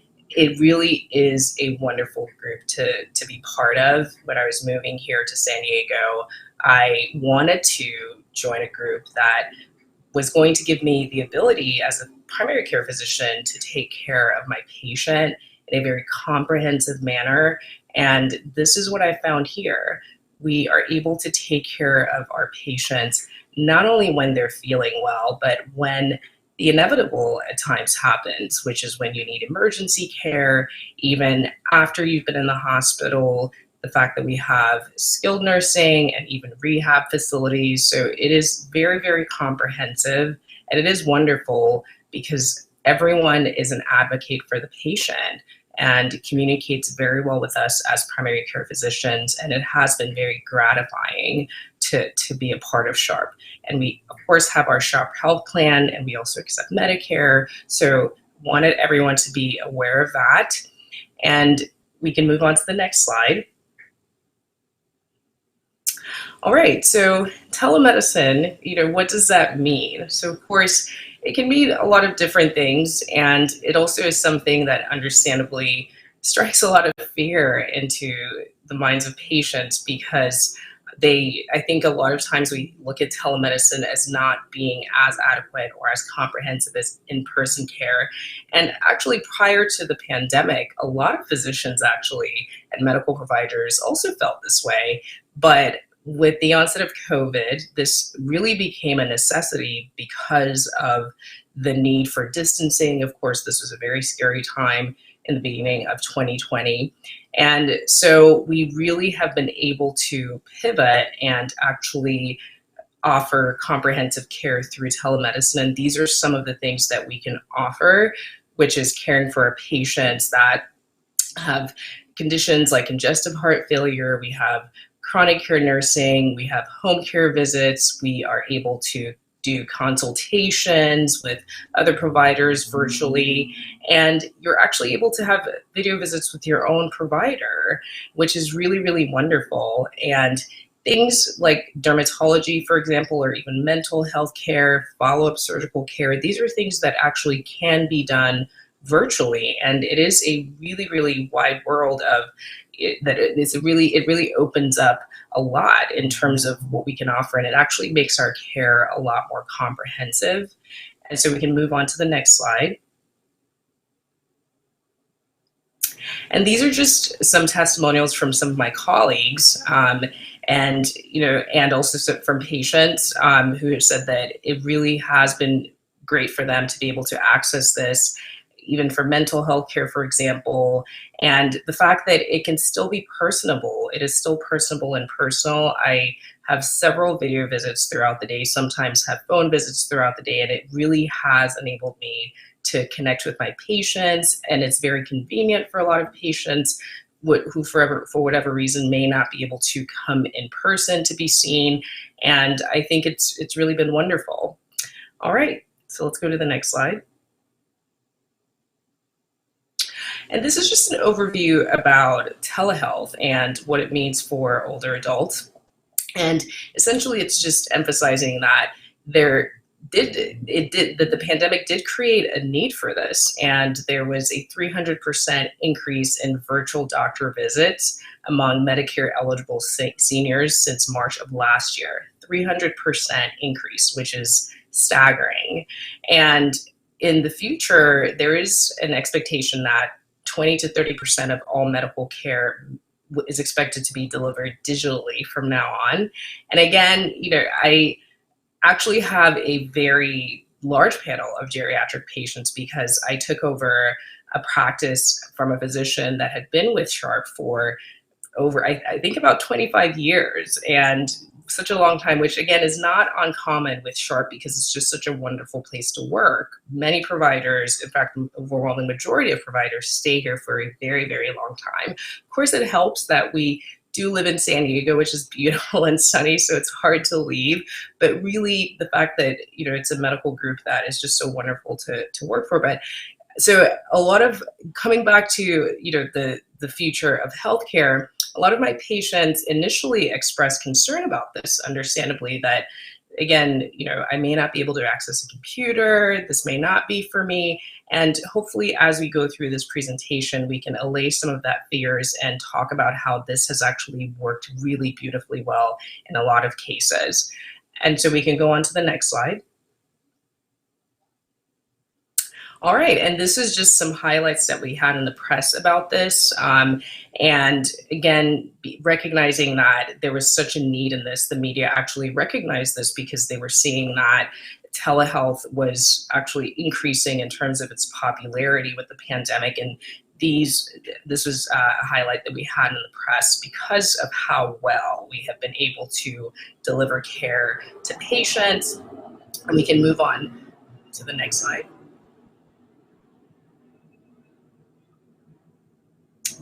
All right, we can go to the next slide if we can. I think we're trying to get past, and we can just move past this one as well.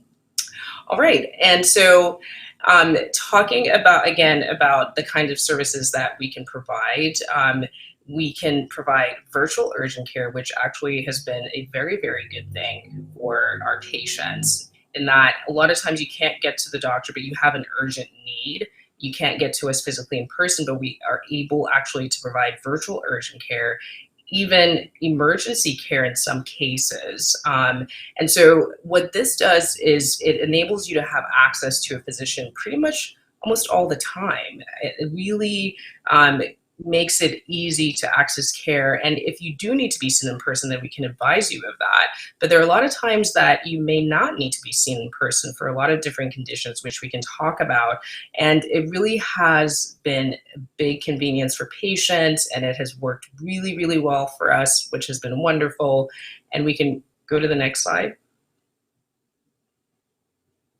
All right, and so essentially what we started to see with COVID was that, of course, because we had to, as every single medical group all across the country had to limit our in-person visits because of the distancing requirements at the time, there wasn't a lot of knowledge about COVID and how to essentially handle it and take care of it and how to protect patients from it. We wanted to be as safe as possible and follow all the guidelines. And because of that, there was a limitation in how many patients we could see in person. And of course, this led to really long wait times for triage. Calls increased by 400%. And we do have, by the way, triage RNs, which is another really good service that we are able to provide. So you really can talk to a nurse at any time, really 24/7. But the calls, of course, increased, and our contact center was really overwhelmed. And again, there was a limitation in the amount of space that we had. And so if we go on to the next slide, within 10 days of COVID, and again, this was, one of the things that really make this such an excellent place to work. Within 10 days, our leadership had met and came to a solution, which was to basically figure out the way to make our schedules support triage. We found space for doctors, and we were able to have some doctors, for example, working from home virtually, and other doctors in clinic.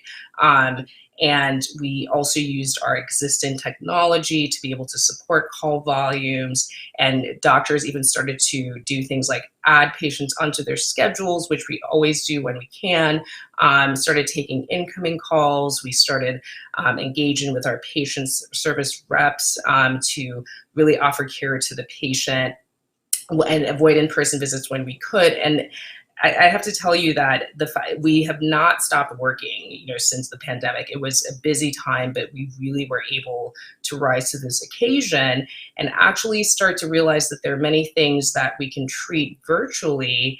And this has been such a big convenience for patients, and we continue to incorporate that into our practice. And it's actually enabled us to see more patients throughout the day and be able to provide care for more patients throughout the day. So we always have to try to find the silver lining in these situations. And this has been a really, really nice silver lining that has come out of all of this. And we can go on to the next slide. And again, coming back to virtual urgent care, just wanted to highlight that because, again, it's such a service that's very, very popular, available 7 days a week, 8 a.m. to 8 p.m. And you really can just get a same-day visit for whatever is going on for really most conditions that people will have urgently. And very quick scheduling online, which is very easy, but you can also do it by phone. And the fact that we were able to create this within such a short period of time took a lot of hard work, but we were able to do it, and it's still in place and has been really, really good for our patients. Next slide. All right, and then this just highlights some of the successes that we've had with it. We've been able to care for over 23,000 patients just through our virtual urgent care. And the fact that it was there at a time when there was so much uncertainty, but we were still able to continue to provide access to our providers, and patients are also able actually to message their doctors. So we have Follow My Health, where you can actually send us messages and send us emails about whatever might be going on. We can get you into virtual urgent care the same day if you need it. And it really has been a big success and something that we're extremely proud of. And we can go to the next slide. All right, and so again, what we try to do within Sharp is to try to make sure that we keep your care with the provider that knows you really well. And it actually works out really well, especially in primary care. We really want to treat the person. We don't see you as a patient, we see you as a person. And having someone that knows you, has a relationship with you, makes all the difference. Certainly we have a very comprehensive medical record and work very closely with our partners within the same clinic. So if your doctor's not available, of course, there's someone available that can step in, but we try to keep everything seamless and with one person so that you feel that you are connected and it's someone that has known you for a very long time, which of course is one of the reasons why we go into family medicine or internal medicine or pediatrics, other parts of primary care, is to know the patient. And really, this has been really great because with telehealth, again, we can add more visits to our schedule. We can provide more comprehensive care. So if it's something that in a lot of cases may not need you to be seen in person, we can take care of it and we can always bring you back. at a later time to see how well you're doing with the care that we've provided. So it really does get you quicker care and personalized care, and it is really wonderful. So let's go to the next slide. All right, and this is again talking about what the Sharp experience is essentially, which is to treat the patient comprehensively, to provide affordable, good care with someone that you're familiar with and not just a random physician. And let's go to the next slide. All right, and we'll go to the next slide after that. All right, and so these are just some testimonials from both patients and providers again. And a lot of our patients, even back then, we wanted to keep, especially our older patients, we wanted to keep safe. And at the time, again, with the pandemic, when there were no vaccines, COVID was still spreading in the community. And so there was some risk of coming into the clinic. Of course, we've always kept the highest standards, so we all wear masks, and we do know and do a really good job of preventing you from getting infected when you come into the clinic. We've had really good success with that. But of course, there's still that risk, especially for our older patients. And so the fact that we were able to provide this was really great. And a lot of times, it actually does help patients when they're in an environment that they're familiar with. When you're home, you don't have to worry about parking, you don't have to worry about rushing into the clinic. You can just really just with a click of a button be connected with your doctor. It really does help in terms of managing chronic conditions, acute conditions, and I think that that is really great. And so these are some testimonials that we've gotten from some of our providers and from our patients. And we can go to the next slide. All right, and then there's always that concern, of course, that a lot of people have when it comes to insurance coverage. And the good thing was that there was an expansion of telehealth with a 1135 waiver. And under this new waiver, Medicare is paying for office and hospital visits that are done through telemedicine, and even right at the patient's home. It was actually a really good thing because in the past, coverage was very limited and only reserved to rural areas where people may not have been able to get to the doctor. But now the coverage is more consistent. Of course, there might be co-pays and co-insurances, so always check with your insurance and your specific provider. But this was another thing that was really great that came out of the pandemic, was that insurance companies started to realize that this was a great way to actually provide care, and in a lot of cases keep patients out of the hospital and still keep them connected to their providers. So this has been a really, really great thing. All right, so let's go to the next slide.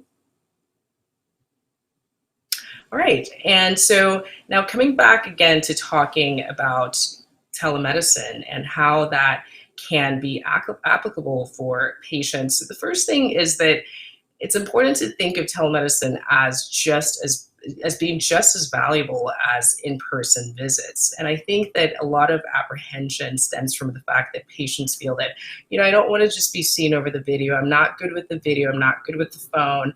And I really want to see my doctor in person. I do want to make it clear that we will make that available, and we have always made that available. And now with the vaccines being in place, we're full speed ahead with seeing you in person. So we do that, but we also want to highlight the fact that in many cases, there's actually a value that telemedicine provides, and it actually, in the end, provides more access and greater access to patients. And I've had this happen in my practice personally.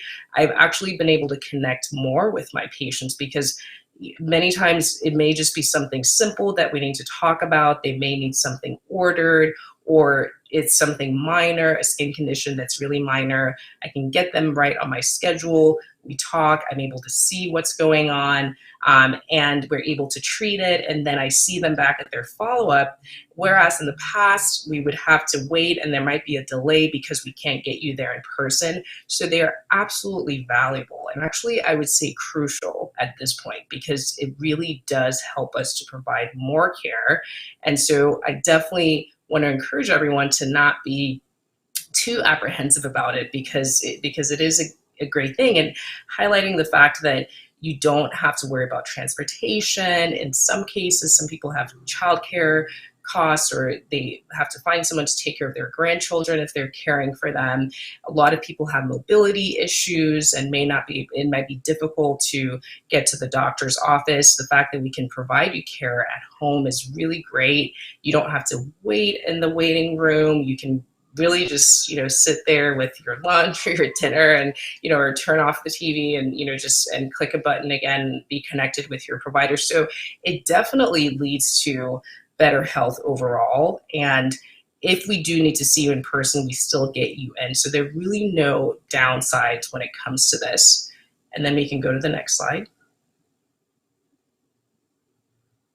All right, and then also the fact that not only are primary care physicians doing this, I want to highlight the fact that not only are primary care physicians doing this, but the specialists are also doing this. And again, primary care access has been traditionally difficult for a lot of healthcare systems, just in general, but not just primary care access, specialist access as well.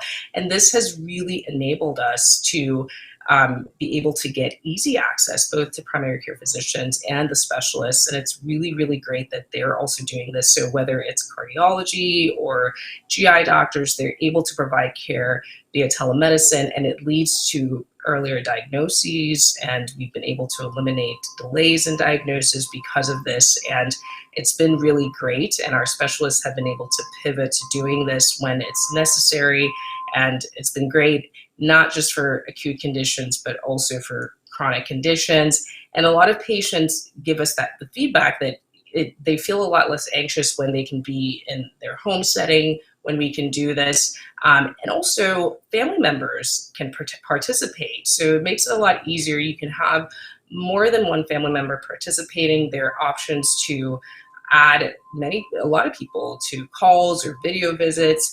And in the past, when this was difficult to do because you may not be able to have your appointment at the same time when your family member can come in, this actually expands that access and expands the ranges of time that we can do these visits. And it has been very helpful for us to be able to see the patient as a whole, and that's been really wonderful. So let's go to the next slide. All right, so some tips with telemedicine. The first thing is that you don't have to be someone who is a tech whiz or great at technology to be able to access telemedicine. You really just need an internet connection. That's really what you need. And we do have specialists that can actually help you set it up. I've had patients that are in their 80s and even in their 90s that I have telemedicine visits with that, again, we're very worried about this and very scared to participate in it. But now they are able to do it because we've just made it so easy. It's really as easy as clicking a link and a button. But you do want to make sure that you follow those steps prior to starting your session. So make sure that you test your connection. And again, we will give you those instructions on how to do it. We have specialists that really will walk you through what you need to do. And you want to do that prior to starting your session and test your connection. And also, of course, be in a quiet place for a visit. So many times, I've, had, things that are going on in the background. And a lot of times people may be trying to do this in a place where it's loud and we can't really connect very well. You want to try to be in a quiet place and adequate lighting if possible. Again, it's not necessary. Just adequate lighting helps. However, if it's something, for example, in your skin that we need to look at, that really helps. And of course, make sure that you write down whatever concerns or questions that you have. And that's just important for doctor visits in general. It's so easy to forget what you may have wanted to ask in the moment. And so it's very important that you prepare by writing things down. I always encourage patients to do that because it is hard to remember everything. A lot of times when you think you will, at the end of the visit, you're like, oh, I forgot to mention this. And it definitely helps us to be able to go through all your concerns and to be able to address them. If you write them down, making a list is always, always very important. If family members have concerns, you can always write those down as well. And so make sure that you do all of that. And so we can go to the next slide. All right, and of course, having something handy to take notes. So a lot of times we may, for example, give you a number to call for radiology scheduling. There are things that we may say that you may forget, and so it's always important to make sure that you have a pen and paper handy. That's really, really important. And also remember that telemedicine is not just video. We can actually do a lot of things over the phone. And so if you don't have a video connection, that's okay. We can still do a telemedicine visit. And it's always important to have your phone as a backup, because a lot of times there might be issues with the video connection. And make sure that you have your pharmacy available, your medications that you're taking. If you haven't been seen before, we can facilitate getting your medical records prior to your visit. And so that's very important to try to do. And always ask questions. Always make sure that you try to understand what your instructions are for follow-ups, what the next steps are. This is something that a lot of patients understandably have given feedback when I've worked at other healthcare systems about, which is that I didn't understand what the doctor was saying, or I didn't understand, what they were trying to tell me. And here at Sharp, we definitely emphasize this with all our providers, and we want to make sure that we are communicating well with our patients and addressing their concerns. And it's something that we always work on. And so we want to encourage you to ask questions. We really like when you do this. And so make sure that you do that. Let's go to the next slide. You are such a wealth of information. Thank you so much, Dr. Olulade. We have terrific questions coming from both the YouTube audience and the Zoom audience. So before our time is up, I'd love to pose a few of those. Mike and Penny are asking, is my video appointment recorded? And does the video become part of my medical records? How is my privacy protected? So that is a very good question. We actually don't record your video visits. We don't do that. And as every healthcare system, we are very, very focused on privacy and protecting the patient. So there are a lot of security firewalls that are in place. And we have things like two-factor authentication. So we definitely protect the visit itself, just like we protect your medical records. So you should feel very safe when you are doing this, but we don't record your video visits. Thank you so much. This is helpful to know. Next question is coming from Angie. Angie saying, from where I am, it seems like every doctor has a different online app and nobody's sharing. What do you see for the future about the situation? This is a very good question. That's a great question, because I do think that it would be great to have a comprehensive universal electronic health record. And hopefully that's something that we can move toward as a country. But I would say that at Sharp, we actually have really, really good ways to get your records from healthcare providers, even within San Diego and outside of San Diego. So we have an really excellent medical records department. I mean, I've requested records really in a day, and even in hours at times. They're able to get us records very quickly. They're experienced at doing this. And so it hasn't been a limitation for us. And of course, we do have an electronic health record as well. So that is really a good thing. Excellent. Next, I'd like to take a question from Saretta. Saretta is asking, are there advantages to having Medicare through one healthcare system versus another? Could you speak to that?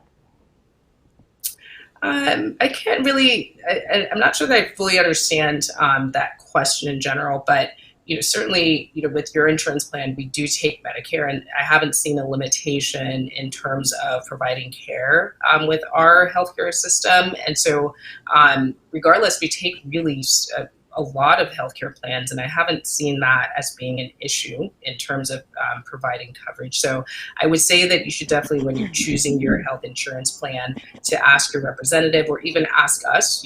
We're definitely available to help you in terms of trying to decide what plan to get. And so that's what I would say to that. Okay, last question. Because of telemedicine, and thank you for pointing out that this is such an easy way to get your family involved, unlike going to a physical location. Are telemedicine visits shorter? Are they longer? Are they about the same typically? Anything you can tell us that will say, well, I could go in person or I could do telehealth. What's the difference if I have the opportunity to do either? Absolutely. So I would say that they are comprehensive. They're just as comprehensive. I would say that they are equal to in-person visits because they're tailored to what you need at that time. So it depends on what's going on. So if you have a lot of concerns that we're addressing, then we will take the time to address those concerns just like you were in person. Certainly they're more convenient and you don't have that time of checking in and waiting in the waiting room. And so that actually does give the upper hand in that case to telemedicine. But the approach that we take is to really tailor it to whatever you need and whatever is going on at that time. So sometimes they're longer because they need to be, sometimes they're shorter because you don't need as much in that visit. And so I think the important thing is to remember that they are just as valuable as in-person visit and they are tailored to what you need at that time. Excellent. Thank you so much for joining us. We enjoyed learning from you today. Thank you so much for having me. All right, it is time for a little movement. Let's invite back Russell, who's always energetic, and he will help us to move and stretch for a bit. Take it away, Russell. Hi everyone, for those of you that don't know me, my name is Russell Rowe and I teach group fitness classes here at San Diego Oasis.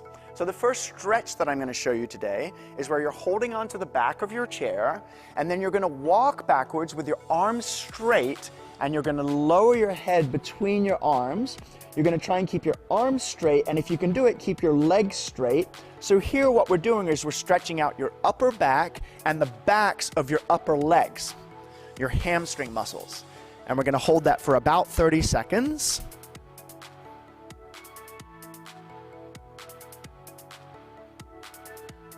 All right, good. Then come on up. You're going to walk yourself up to the back of your chair. And then the next stretch that we're going to do, you can sit down in your chair. You're going to put one arm out in front of you. You're going to cross that arm over your chest. With your other hand, you're going to grab your elbow and pull that arm in tight to your chest. And so this is stretching your medial deltoid. It's your shoulder muscle. And I also like to rotate my wrist sometimes because you can strengthen your wrist at the same time, but you don't have to do that. And again, we're just going to hold this for about 30 seconds and then do the other arm. All right, good. That's about 30 seconds. Put your other arm out in front of you. Again, cross it over your chest, grab your elbow, pull it in tight. And if you want to, you can rotate your wrist, but you don't have to do that. And again, we're just going to hold this for about 30 seconds.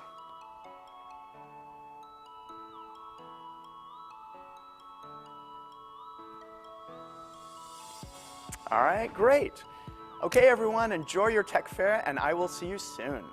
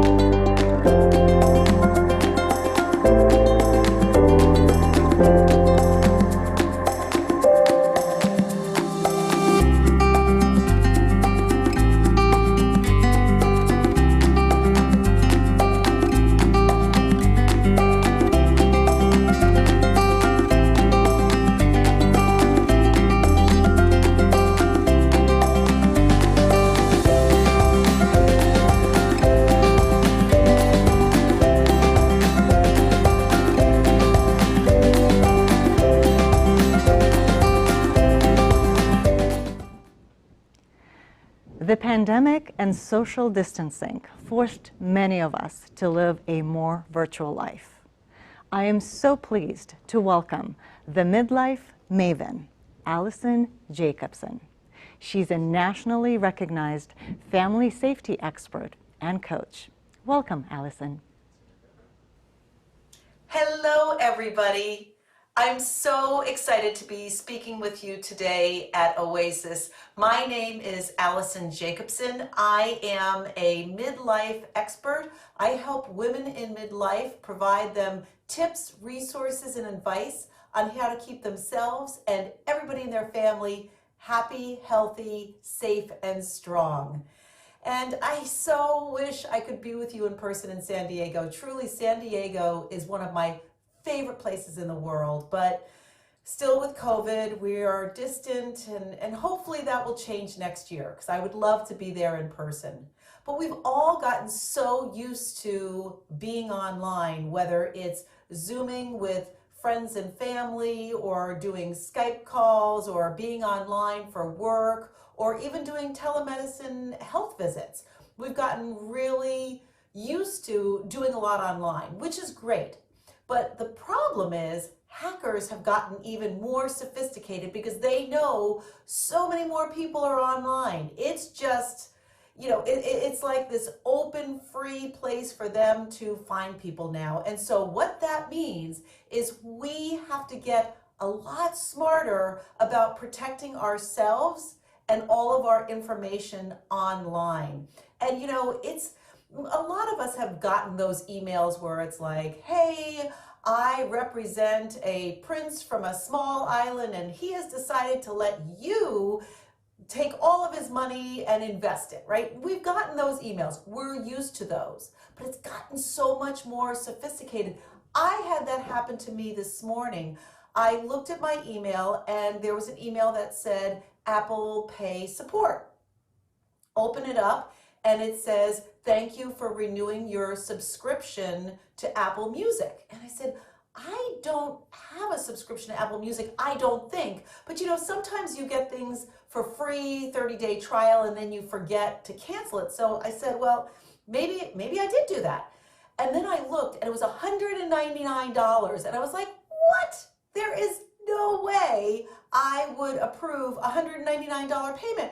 And I'm like, oh my gosh, I'm gonna have to be online with Apple all day fighting this, you know, and I almost clicked on the link. And then I went to look at the email address it was coming from, and sure enough, it was gdb970@gmail.com. And I went, it's a scam.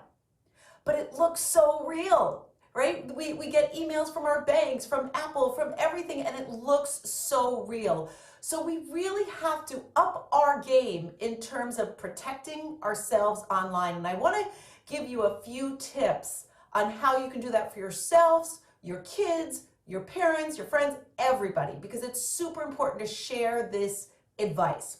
So the first thing is strengthen your passwords and change them frequently. Now, look, I know I never remember my passwords, and my husband and I are constantly like, did you change the password? No, did you change the password? It's bad. And it's so much easier to have every site you're on with the same password. But here's the problem. If a hacker gets in and finds that password, they can get into all your sites.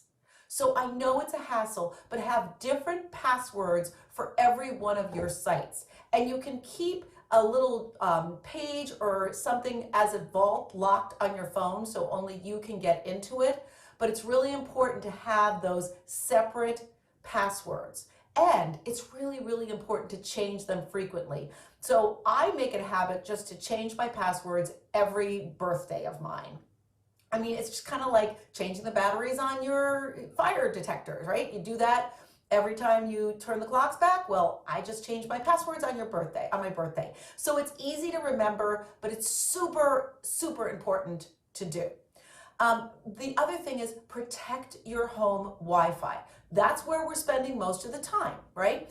And if you don't have your Wi-Fi password protected, literally, people can drive by your neighborhood, hackers, and get into your home Wi-Fi and then they have access to your banking information, your personal information, all of that. You've got to make sure that you lock down your home Wi-Fi to make sure that nobody can get it, and make sure that your kids aren't sharing that password with their friends. Okay, that's super important.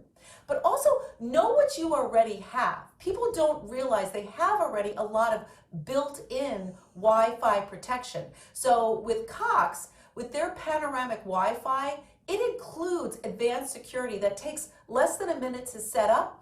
It learns to monitor and analyze all of your Wi-Fi traffic, and it automatically detects if there's some suspicious activity, and it will send you alert letting you know that. So your home network is really well covered. It also covers all the devices that are on your home network. So that's your gaming consoles, your phones, your iPads. Everything is already covered, and it's completely free. So know what you have before you sign up to pay for other security. The other thing that's important is use two-factor authentication. Here's what that is.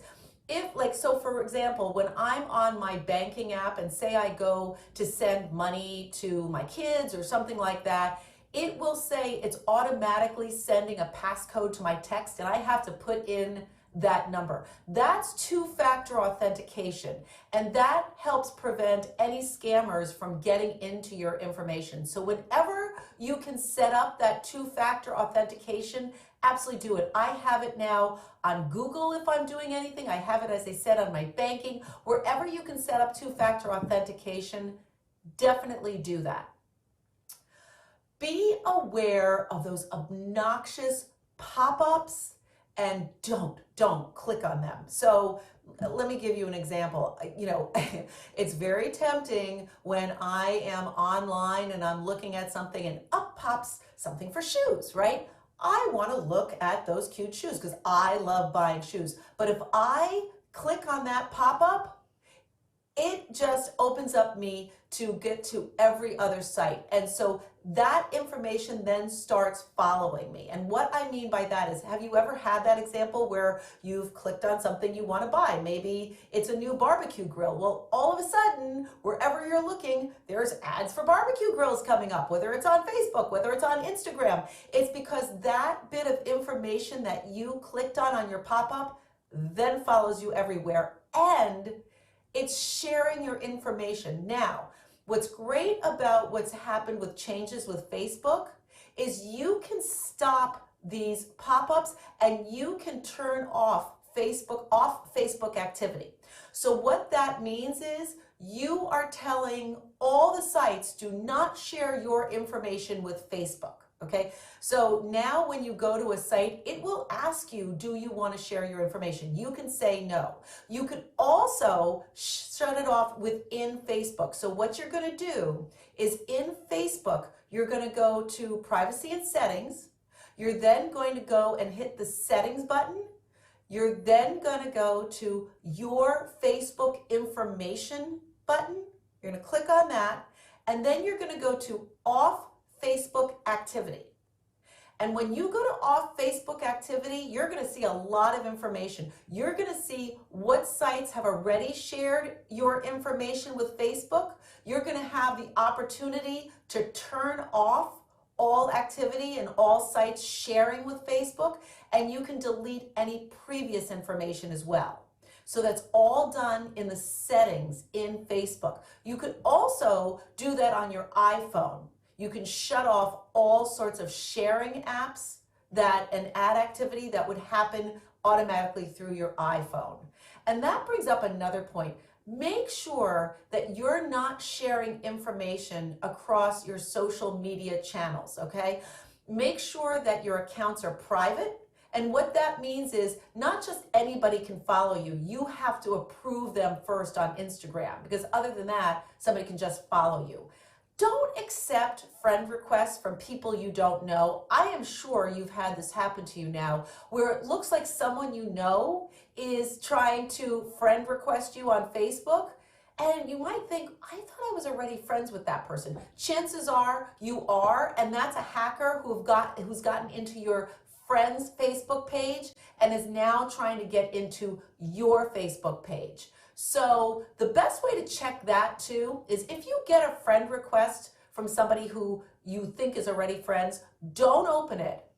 Go and search for their Facebook channel and see if the pictures match, because chances are it's an old picture and that's how they grabbed it, okay? So be very mindful of that, because that's how hackers get in. It completely just destroys your social media. It just goes all over the place. So make sure that you have all of your Facebook, Instagram, social media marked as private. Do not share it. The other thing is, please, please, please be careful when you're posting photos of yourself, your kids, your grandkids, anything. Don't have any identifying information in that picture, such as, you know, in the background is your street sign or the number of your house, or you're taking a picture in front of your kid's high school or anything like that. That could be identifying information that hackers can glean. Also, from a security standpoint, I always say this, do not post pictures while you're on vacation. That is just letting anybody know, hey, I'm on vacation, my house is empty, go for it. Wait till you get back and then do a photo dump and dump all your pictures then. Don't announce to the world that your home is empty, okay? Really important. The other thing is, don't fall for phishing emails or posers or anything like that. Be very mindful of your financial privacy and information. As we said, you know, there's always that like scam of an email of the crown prince of some small island, but it gets worse than that, okay? Like I said, it can look like your bank is sending you an email. Don't click on any site that asks for your personal or financial information. If you might think it's legitimate, don't click on that. Go to the company's site, okay? So say you bank with Wells Fargo and you get an email from Wells Fargo and says, there has been a breach of our security. Please confirm your account by clicking here, okay? Don't do that. Go to Wells Fargo's site itself. See if there's anything up on that, or even call Wells Fargo and say, have you sent out an email about a security breach? No reputable site is going to ask you for that information. Another thing that's happening so recently now too is, I'm sure you have it set up on your phone where it tells you if it's a scam likely coming in, but hackers have gotten really good at making it look like it's a call coming from either a friend or some number from your town. My daughter is still in high school. I had a call where it looked like it was coming from her high school. It wasn't. I answered. Okay, so be very mindful that it's really coming from a number, and that is another big, big scam, and it happens to seniors so often, where you get a call, they say it's the Internal Revenue Service, they are looking at either investigating your accounts, they're investigating, and you must call back this number or there's going to be a warrant for your arrest. Okay, it's not true. Okay, but it's so easy, especially for our aging parents. They are so vulnerable to these scams. Any voice of authority they truly believe, without having any sort of BS detector inside them to say this can't possibly be real, okay? We fall for it. Of course our aging parents are going to fall for it. So sit down, even print out, write down some of these tips and hand them to your parents. Make sure they know these are scams. I've told my mom, if she has any question about any call, any email, anything on her phone that pops up, I've always told her, call me first, ask me. If something pops up on her computer that looks like it's very strange or asking to upgrade software or something, I always tell her, don't touch anything, don't tap on anything, don't click on anything, call me and ask me first. And I've really gotten her in the habit. But you really have to instill that in your parents, because they're not going to really know that. The other thing is your kids, right? they're all on gaming systems. They are all meeting people online through gaming system, people they have never met in real life, and they are so accustomed to just sharing information. Have that conversation that that person they're playing games with may not necessarily be who they are saying they are and posing to be. That person who is posing as an 18-year-old boy might actually be a 49-year-old man, or a girl. It might not be a teen girl, it may be a guy. So really educate your kids that A, they shouldn't give information over the internet or over gaming, whatever it is, and B, tell them to be skeptical, and certainly not to meet anyone in real life that they have met over online gaming or whatever. I mean, there have been so many tragedies of young girls being lured to meet guys and young boys being lured to meet guys, and they are abducted, okay? Or they are sexually assaulted. So please make sure you really talk to them about that.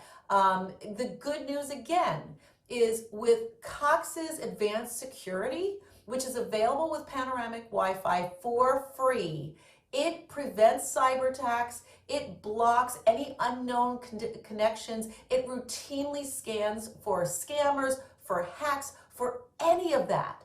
So, you know, it takes a little bit of the pressure off of you to think, oh my gosh, is this real? Is this, you know, is this a phishing? Is this a scam? Is it legitimate? Because with the Cox Advanced Security, it's going to block out a lot of that before you even see it.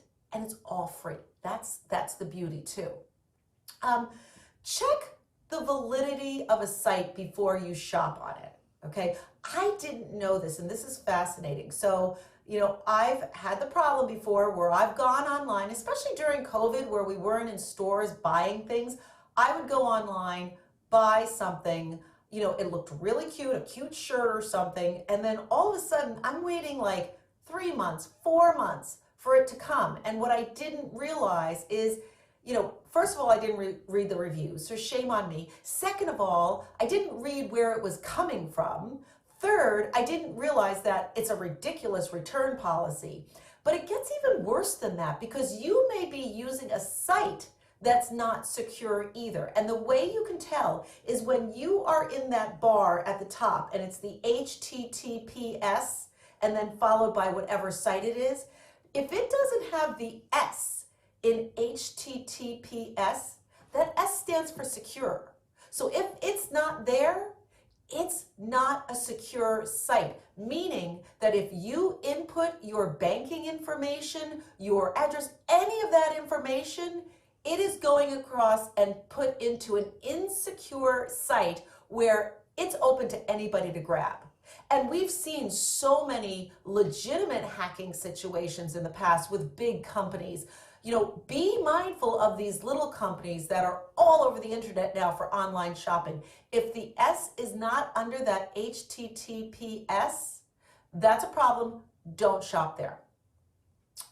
Lastly, don't use open Wi-Fi. Now that we're all back out in the community, you know, if you're sitting in a coffee shop, if you are somewhere out in the community and there is free Wi-Fi and open Wi-Fi, do not use that. Don't use it for shopping. Don't use it for any personal information because literally the person sitting next to you can be hacking in to that open Wi-Fi and getting your information. So I'm even skeptical. I don't even like using password protected when I'm in a coffee shop there online. I just don't still feel it's secure. So I never do shopping online on my computer when I'm out in the community. And if I am on my laptop, I use my iPhone's hotspot. So I set up a hotspot that's password protected. Again, I've got a password on there. No one can get on, but that's what I use to be really careful and really safe.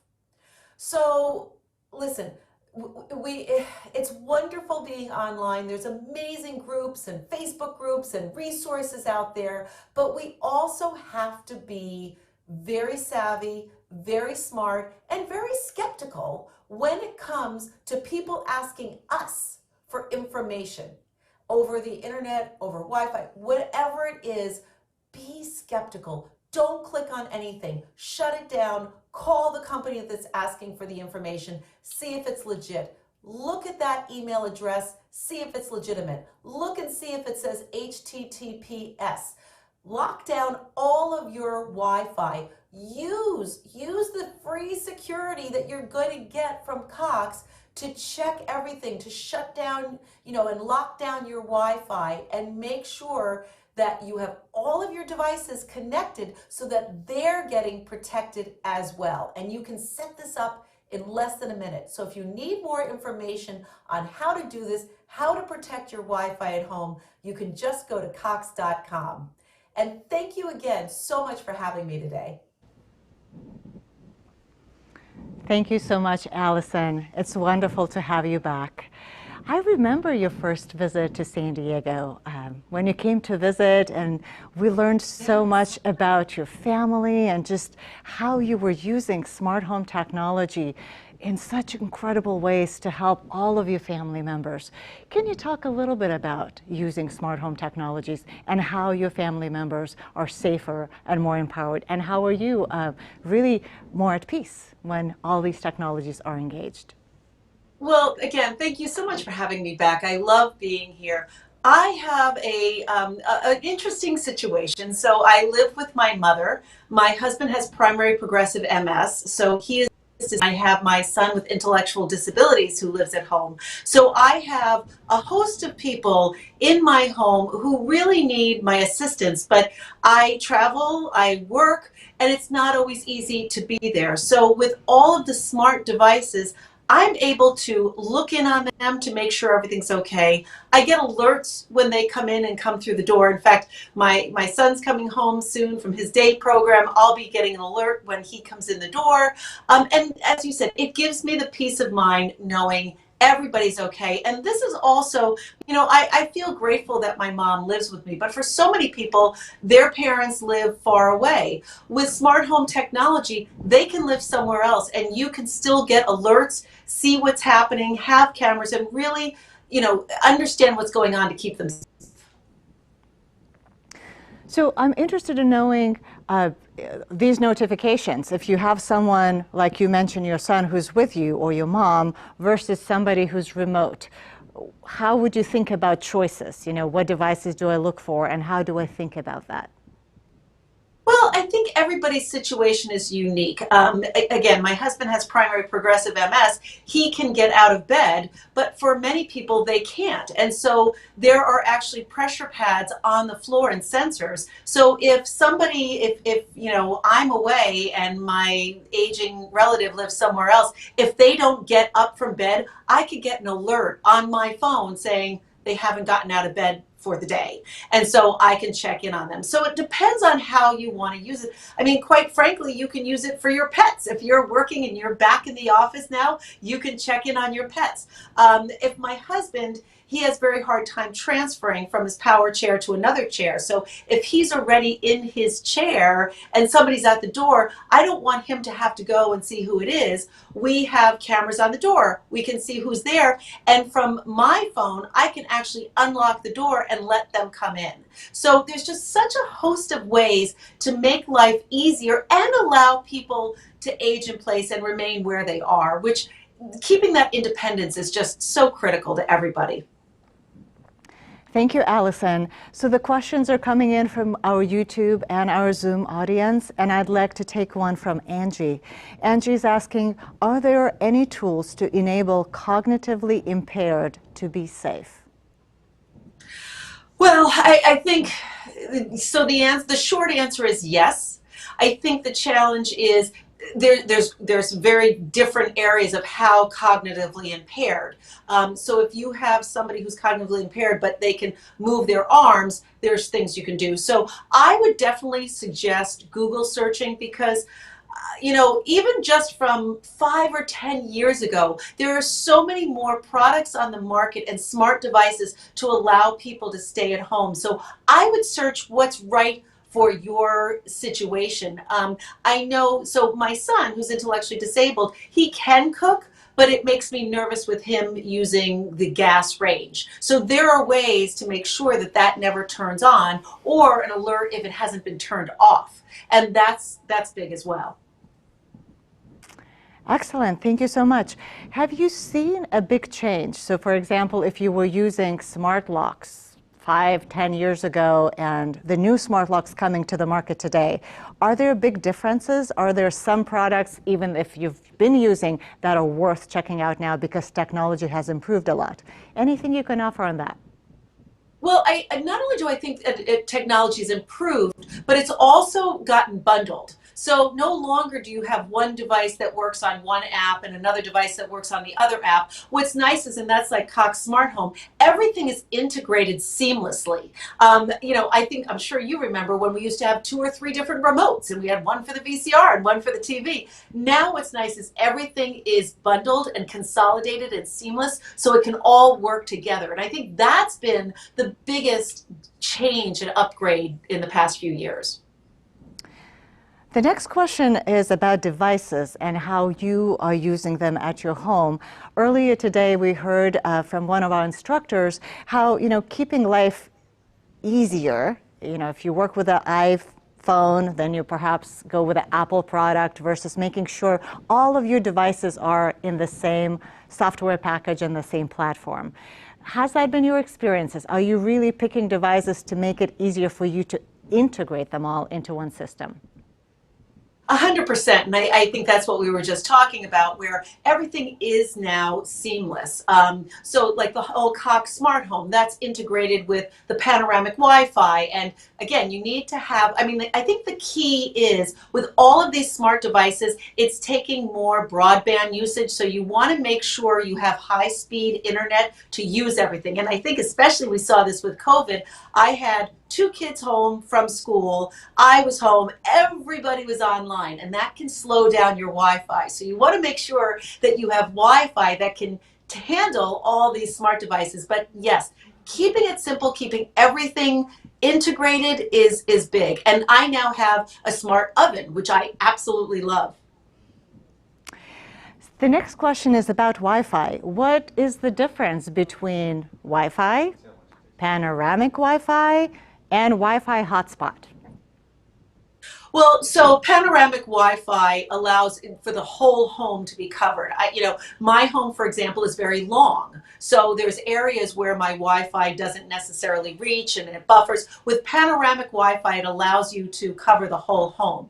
A Wi-Fi hotspot can be used outside your house. So as I was saying before in my video, if you don't want to use public Wi-Fi, which you shouldn't, you have a Wi-Fi hotspot on your iPhone. That's password protected. So if you're out in the community or if you're sitting at an airport, you can use your Wi-Fi hotspot, and that is password protected, so it keeps it safe. Excellent tips. Thank you so much, Allison. The last question we're going to take has to do with grandkids. So we have a lot of grandparents here at Oasis who love their grandchildren, of course. So any tips for knowing what to do, what to watch out for? Because sometimes they're on their iPad or something and we don't even know what they're doing. So anything simple and strategic that you can offer? Well, I think and you know what, it's not just grandkids. I can tell you that every day I'm learning something new from my 16-year-old. So rather than tips to know about your grandkids, I would really encourage everybody to sit down, have a conversation with your grandkids, with your kids, ask them what they know, ask them to show you things so that you understand what they're doing, you could be more involved, and you can become more savvy. And I think that's very important. But the other thing, like I said in the video, is make sure you're always telling your kids not to share their personal information, to keep all of their social media sites private, so not everybody can come on, and not to share everything over the internet, because once it's up there for your life. Wonderful, wonderful tips. Thank you so much, Allison. We enjoyed having you here today. Thank you so much for having me. Well, we've had time for learning, and it is now time for a healthy lunch. We will see you back here at 12:10 p.m. Pacific Standard Time.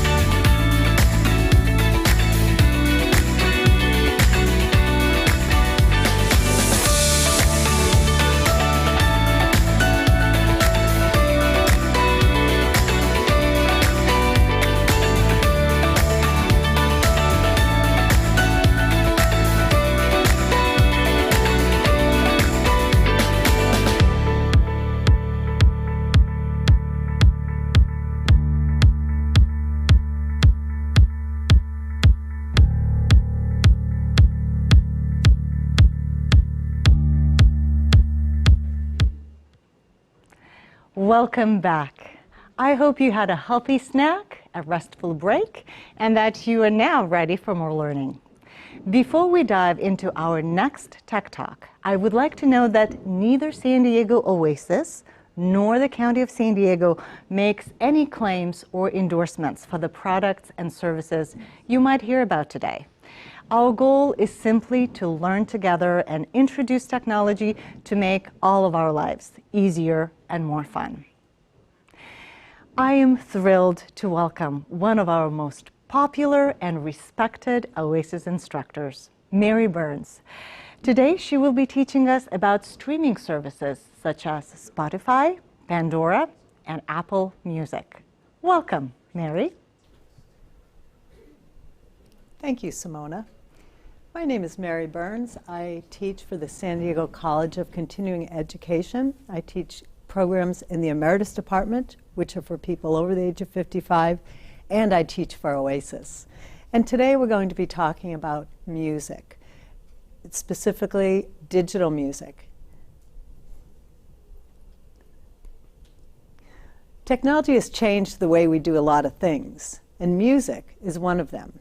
In this presentation, we're going to learn more about digital music and provide an introduction to streaming digital music. We're going to provide some examples of streaming music services, and then we'll discuss how to listen to that streaming music. Let's begin by describing what digital music is. Digital music involves converting a source into a file which can easily be shared and translated by devices. So we have analog forms of media. Those are media that you can hold in your hand. So examples of that include books, CDs, and albums. So digital music is actually a copy of analog music. Now, CDs were actually the first type of digital music. They have a single spiral track of data starting from the center. They also have little bumps known as pits. And so a CD player finds and reads the data stored on the bumps. It uses laser to focus on the tracks of the bumps, and then it allows the device to read the bits of data that make up the bytes. Now, most digital media are based on translating that analog data, such as albums, into digital data, such as streaming music. There are other types of digital media that can include ebooks, digital video, digital images, web pages, and more. What are some of the advantages of digital music? Well, it's convenient. It can be listened to in a variety of situations, in your car, while you're walking, at home. It's efficient. Instead of buying albums, you can create a playlist of albums and play on one device. It's also cloud-based. It's stored on the cloud, which makes it easy to access and share. It allows for music anywhere on demand.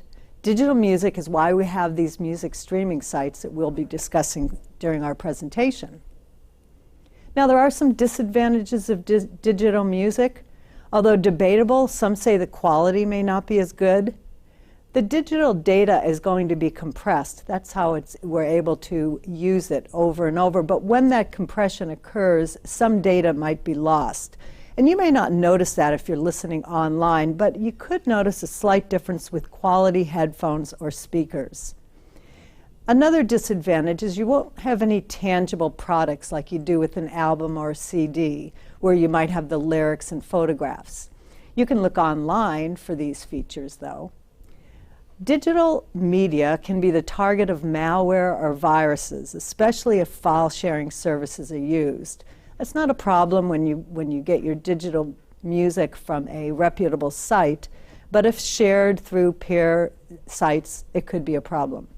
And then, once you purchase it from an online store, you can't resell it like you can a CD or an album. Basically, you're leasing that song. Now, we talked about the compression and the loss of data. That's all involved in formatting. So our music comes with a variety of formats. In most cases, that's part of the streaming service, and we don't really have to know what they are. But still, it would be helpful to learn what these formats consist of. So the formats in which the digital music was created may vary depending on the source and how it's played. As a result, some music files will play on your iPhone, while others may only play on your Windows devices. Or in some cases, the format may produce a better quality sound, which would be important if you're using quality equipment. So all of this formatting requires some type of compression of the data. Some types of formatting will compress quickly and require less storage, but they may lose some data along the way. And there's a term for that, and that is lossy. Some types might compress a little slower and take up more room, but they may not lose any data along the way. Lossless is the term for that. So among some of the terms, some of the formats that you might recognize, maybe the most recognizable is MP3. So MP3 does compress, but it also loses a little bit of detail, so it's lossy. There's another format called AAC, which stands for Advanced Audio Coding, and that is a more efficient way of compressing your data. It's still lossless, you lose a little bit, but it takes up less space. Then there's also two forms of formatting that are used on Windows media. And so that would include WMA and WAV. And those would only work on Windows devices. And then we have a couple of lossless types of formatting. One of them being FLAC, which is compressed and lossless with reduced file size. And the other is ALAC, and that would be Apple's version of FLAC, except it uses, it's the same format as FLAC, except it is used for Apple devices. Now, although this presentation will look into streaming services, you can still purchase digital music. So purchasing depends on the device you're using and where it will be saved. For example, if you purchase music via Amazon, your music will be on the Amazon cloud. If you purchase through Google, your music will be on YouTube Music. Once you purchase the music, then you can listen either via the app or you could burn that music onto a CD and listen to it through your CD player. And that music will stay on the cloud in which it was purchased, iCloud, Amazon, Google, until you delete it. Now, why buy when you can stream? So streaming is when you're listening to a constant stream of music sent through the internet. It comes from a streaming source. When you request the music, the request is sent to a server which holds that music. The server is a special kind of computer that is used for storing and retrieving and sending out data. So when that server sends out the music data, it's sent out in small packets. When you're streaming it, those packets arrive, you hear them, and then they're deleted. They're not saved on your device. Streaming music is a great way to discover new music. We're going to talk a little bit more about streaming services, and then we'll look at some of them. So what do they all have in common? Well, first of all, they're all cloud-based. So the streaming service music will remain on the cloud and can be heard on a variety of devices. They each have their own library. So each of the streaming music services will offer different songs and albums and artists. Some of the services are free, but you'll have ads, or you can pay more and have a subscription. You'll have to sign up for most of these services, but in a way that's a good thing because then you can keep track of what you like and don't like, and then you'll get more music based on that. Now, you don't own the music unless you purchased it, but you can still create playlists and download the online library. Most of the streaming services are compatible with most devices, whether you have an Apple or an Android or Windows or a Fire tablet. And then we're going to be looking at next a variety of these different services, each with their own unique library and other features. We're going to be discussing each of these different services in detail. Each source features some type of a unique factor, whether it be the type of music, the device in which it's played, the quality of the music, whether there's ads or no ads, whether it's a radio format versus an artist, and different packages that are available. now I want to say, although the prices are included, you will need to check the website to confirm. Let's start with Apple Music. Apple Music is a streaming service, and it's often bundled with other Apple products. For $10 a month, it has a 75 million song library, and it can be accessed from all your devices. It includes Apple Radio, playlists, albums, or podcasts. And you can purchase music from Apple, or if you have a PC, you can use the iTunes program to purchase Apple Music. And then you can listen on the app. And of course, Apple Music is best if you're an Apple user. Next, there's Spotify. Spotify is free with ads or $10 a month. If you have a Spotify subscription, it probably will include Hulu, which is another streaming TV service. Spotify is best for those who want music on a variety of devices. It works well with your home speakers, on the phone, on your computer, and in the car. Now, it has a special formula. It has special formulas called algorithms, which look at what you like and create suggestions for stations. And like many of these services, it also has great podcasts. And Spotify is best if you want your music personalized for your exact taste. Then there's Pandora. Pandora was one of the original streaming radio sources. It's free with ads, and it's up to $10 a month for no ads. You can search via the artist, song, mood, or decade, or you can choose from one of their pre-made stations. Once you've set up your account, you can save your favorite stations until you delete them.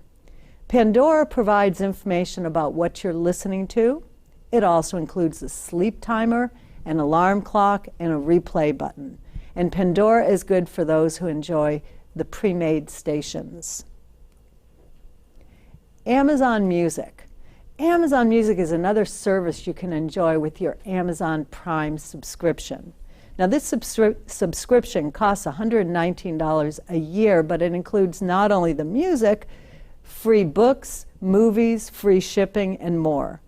Now, it comes with the basic music package, but for an additional $8 a month, you could have music unlimited, and that includes more artists and more songs.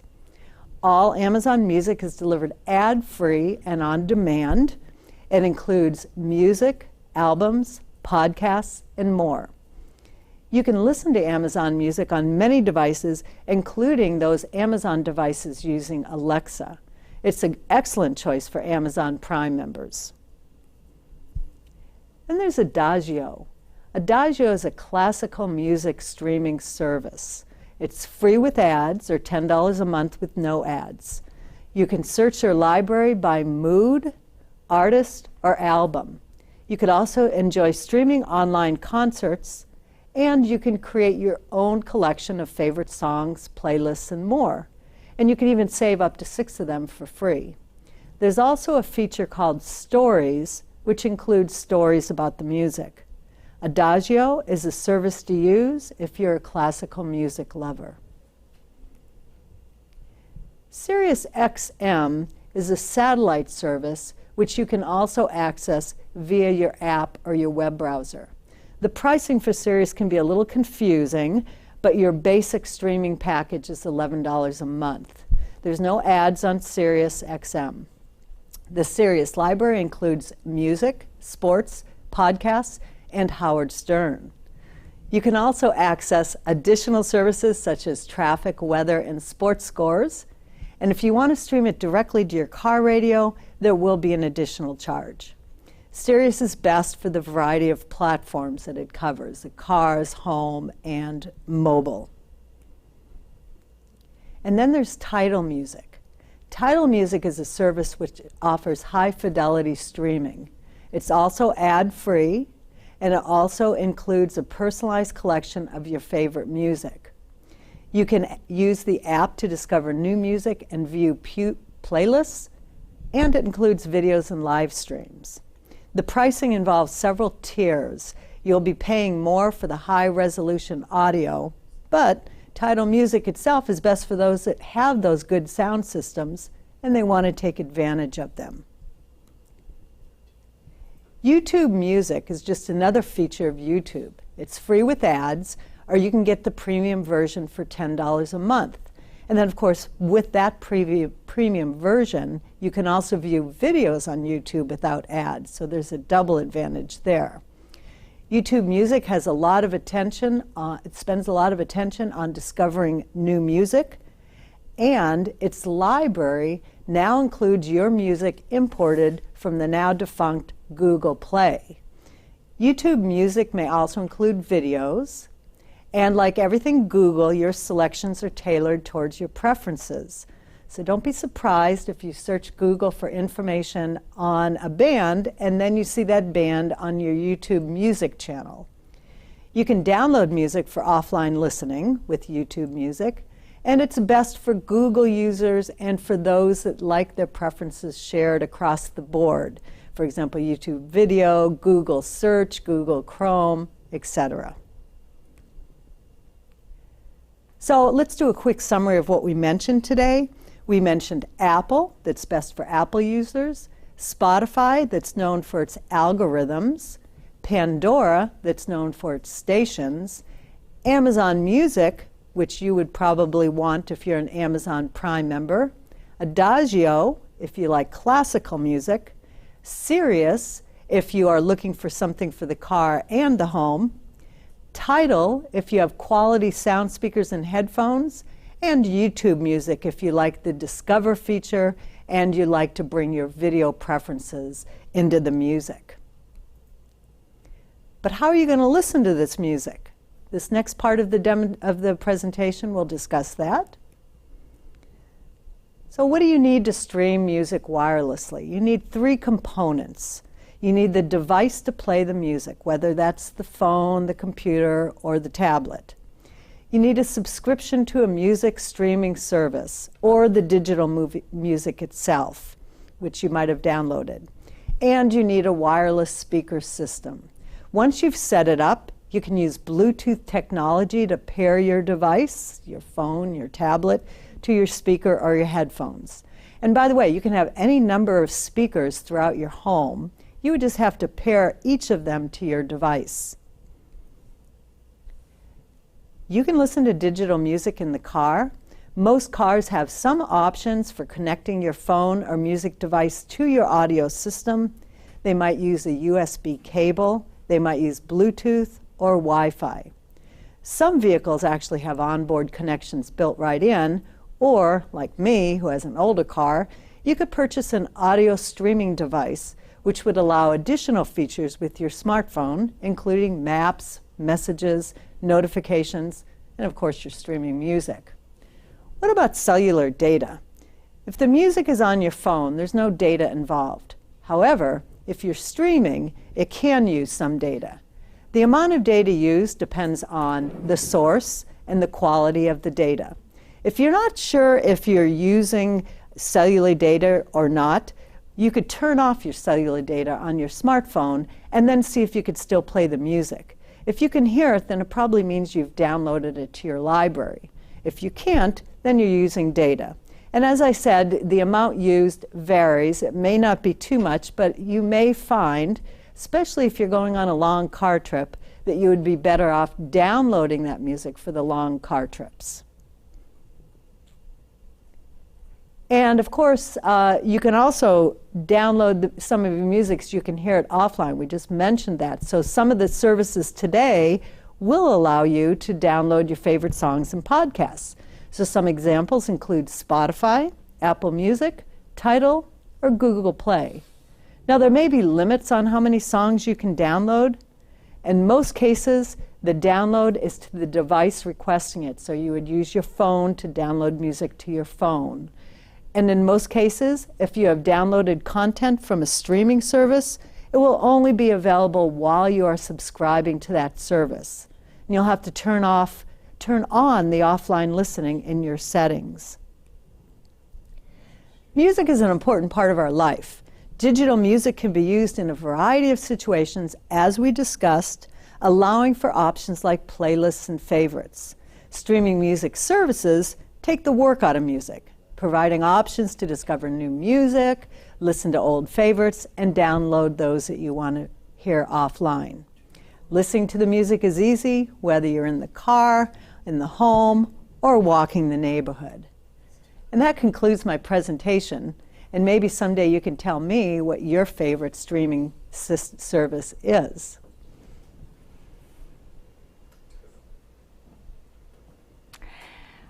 My goodness, you are always so thorough and so informative, Mary. Thank you so much for your presentation. We're getting lots of good questions, both from YouTube and from Zoom, so please keep commenting, and because we do have time for questions. I will start with a question from Bruce.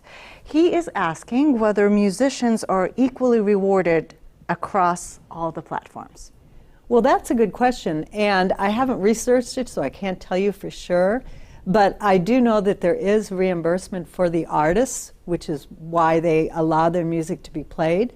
I don't know that it's equitable throughout the services, because I do recall that there might have been some conflicts with some of the services and some of the artists.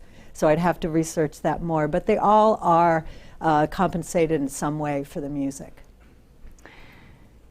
And I would add to that there's definitely different compensation across different platforms. I just heard from one particular Silicon Valley startup that is working on a kinder towards artists YouTube version. That's the whole point of their startup, of rewarding artists more. So I'm sure there's different points, but what these are requires more research. I will take the next question, which is it worth my time to try and import my CDs to digitize them versus using a streaming service? Well, you can do both. You can do both. The thing with digitalizing what you have, you'll always have it then. You know, we know how technology changes. I had an 8-track player before, and so I know that those are no longer around. So digitizing what you have, whether it be music or photos, not a bad idea. The streaming is great for on the go. So it's kind of two different things. When I feel like I really want to revisit my past, I like to listen to things I've purchased. But when I'm just listening to background music or something to relax, it could be anything. So my recommendation is that you digitalize those albums that you really enjoy, and then you enjoy streaming for the rest of the time. I will take the next question, which is coming from Judy Wheel. Mary, can you elaborate on how to organize music once it's been downloaded? That's a good question. So when you download your music, it would be best to download it into the album. And a lot of times, it's actually called, well, it's called burning. I was going to say it's called ripping if you take a CD and put it into your computer. But when you download it, you would actually burn it. And what I would recommend is that you create folders. So you have a music folder on, I imagine when you talk about this, you're talking about putting it on your computer. So I would start by putting all my music files in the music folder on my computer.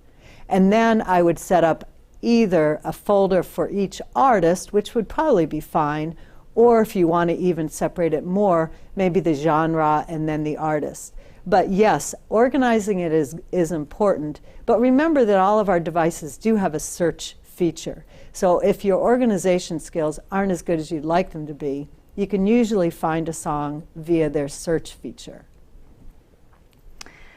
Excellent questions are coming in, so thank you to the audience. We'll keep going, answering them as quickly as we can.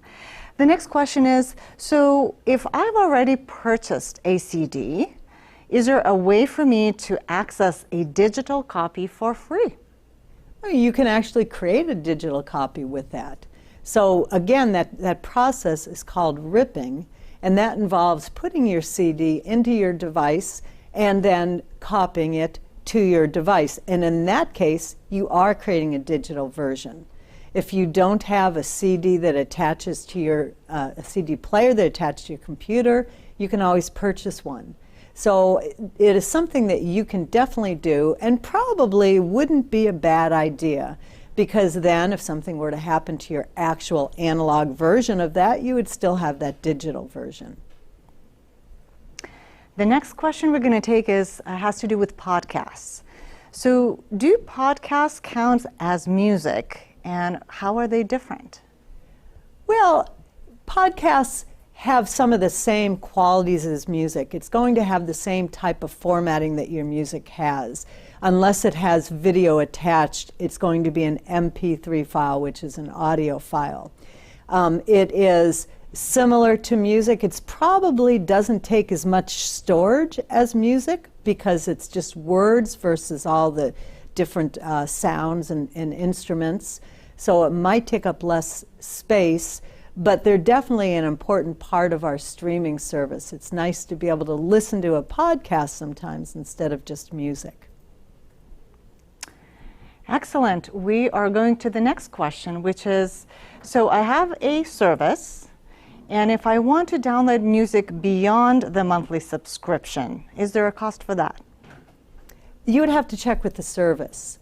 I know that some of them are limited to how much you can download, and so it's possible that you might have to delete some of what you've downloaded in order to add more. I'm thinking, for example, of the Adagio that allows you to do 6 different playlists at once. I imagine if you wanted to download another playlist, you'd have to delete one. As far as paying, you'd have to check the website.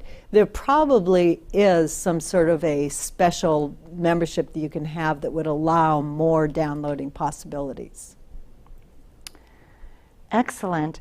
So is there a way to measure, as we're thinking of all these excellent multiple choices, clearly you've mentioned one that is good for classical music lovers versus certain other things.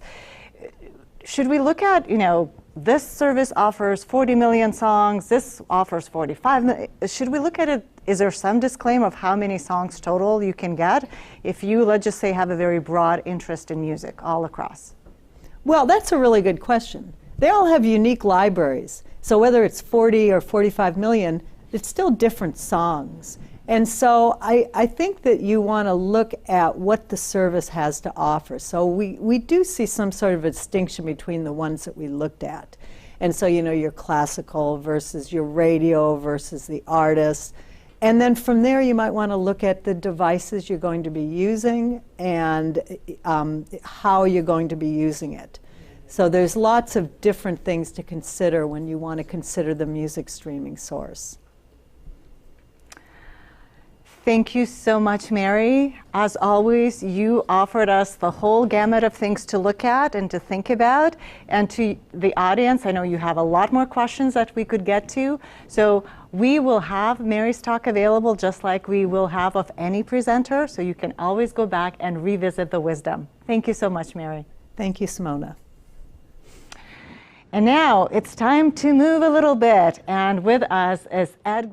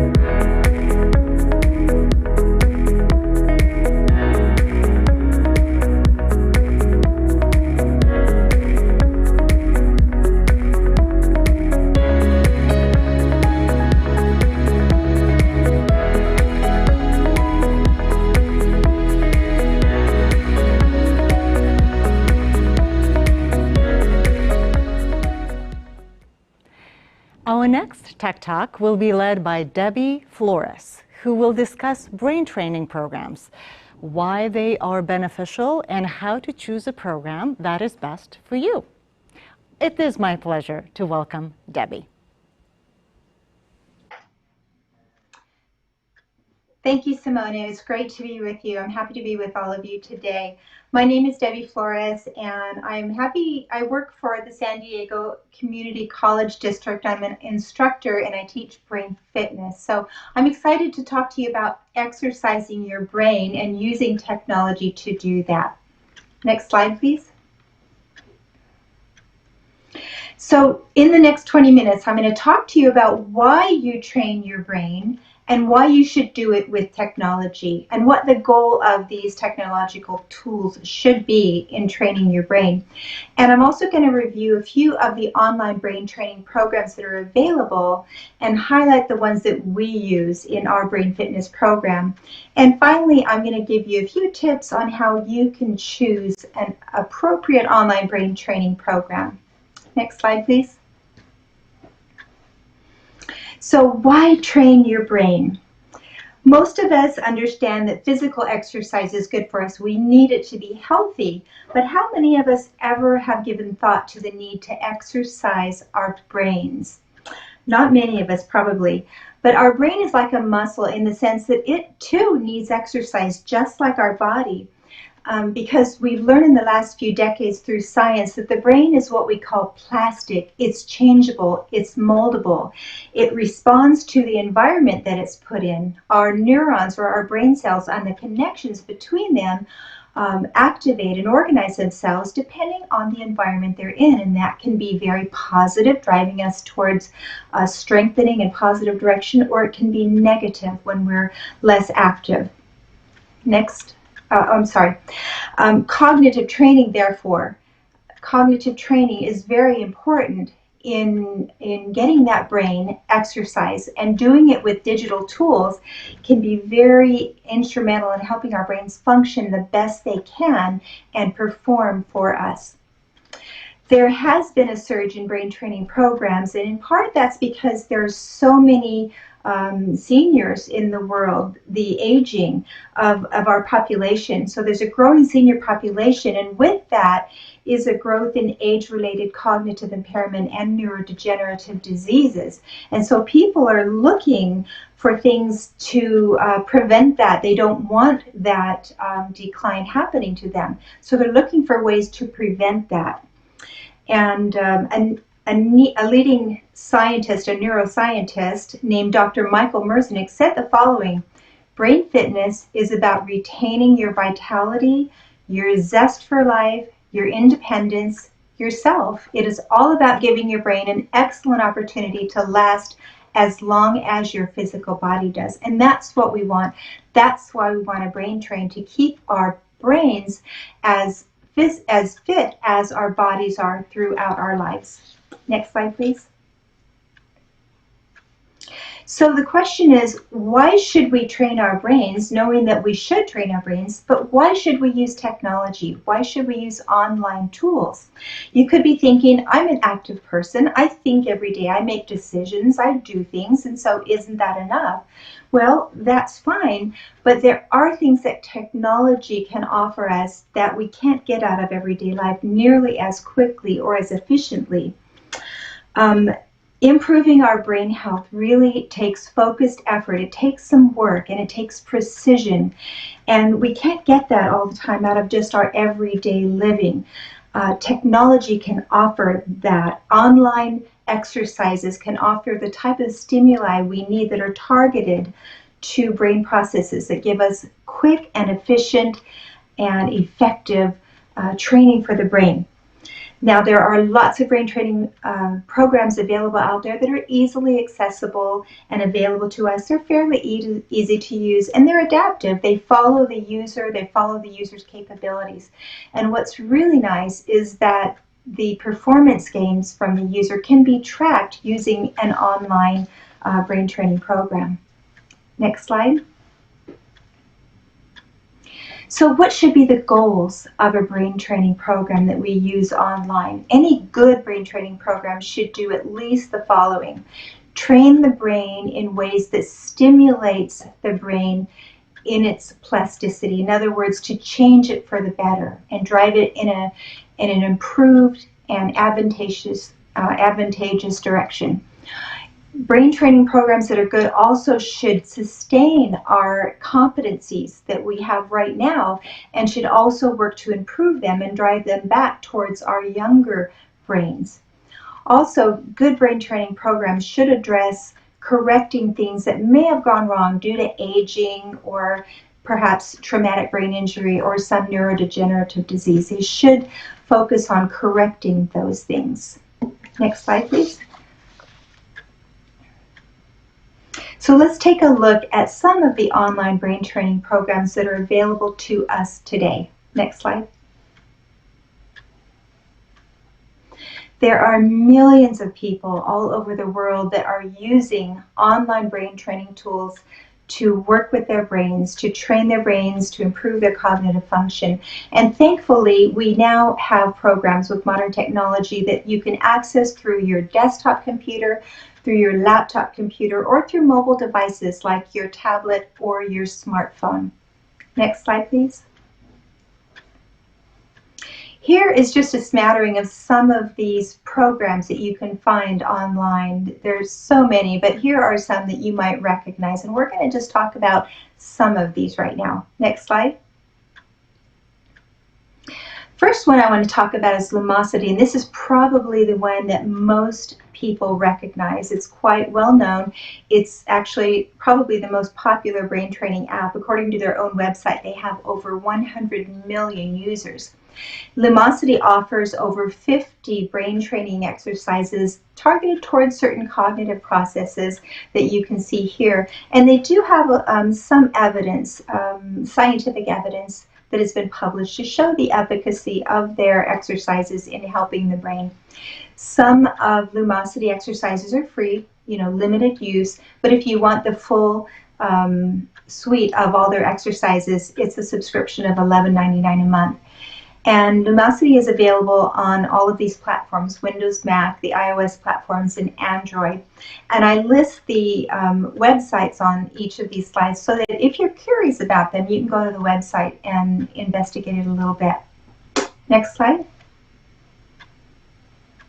Another app is Elevate, and this one has quite a few users. They claim that there's over 50 million users of this brain training app, and it actually won about 7 years ago the iPhone App of the Year. Elevate has over 40 games that are designed, again, towards specific cognitive processes. I could only find one research study by an independent research company. Doesn't mean there's not more, but I couldn't locate them. Elevate is available to use. There's a basic free version, but paying for all the exercises is not that much money. It's $4.99 a month. And again, it's available on all of these platforms. Next slide. Cognifit is one that some of us will recognize. They have over 3.5 million users, and they have over 50 games that focus on 23 different cognitive skills. I did find 21 research studies that were published in scientific journals having to do with looking at Cognifit and seeing if it is efficacious in brain health. Now, you can get it in certain instances for free on Android and iOS devices. But if you want more access to all of the training games, it's between $20 and $30 a month, depending on how many you opt for. It's available on most of these platforms with just the few exceptions that I noted here, Windows Phone 8 and Windows tablets. Next slide. Peak is another one, and this is an app that has won some awards both with the App Store and Google Play. They have over 45 games that are, again, designed to challenge certain cognitive skills. And I could find that they have done some studies, and they're working still on more that are ongoing that they've done in partnership with some outside researchers to show the efficacy of their games on a person's cognitive abilities. There is a free version of Peak available. Otherwise, if you want access to the whole program, it's $4.99 a month, so it's not too bad. And Peak is available on all of these devices again. Next slide. The final one I'll review is the one that we actually use in our brain fitness program, and it's called Brain HQ, and this is from a company called Posit Science.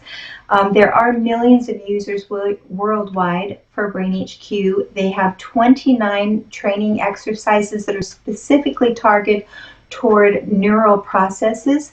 The thing that stands out with Brain HQ is the amount of scientific evidence that they have. They have well over 200 research papers that are published in peer-reviewed journals that look at various of their exercises and show that they have significant effects on the brain.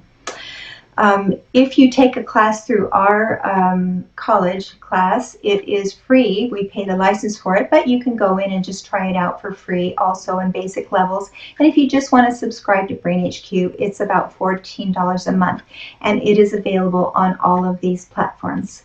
Next slide. Let me just talk for a moment about why we chose this out of all the other brain training programs. And the bottom line is evidence. We look in the college district, we look for evidence-based practices. And so this, of course, had over 200 peer-reviewed journal articles. So there's lots of clinical evidence pointing towards Brain HQ. But also in investigation, we found that this is one company, and I couldn't find any others, but one company that follows a specific scientific protocol, and it's called SAGE. And this SAGE is a protocol that doesn't allow a brain training program to get around or to make shortcuts to training the brain.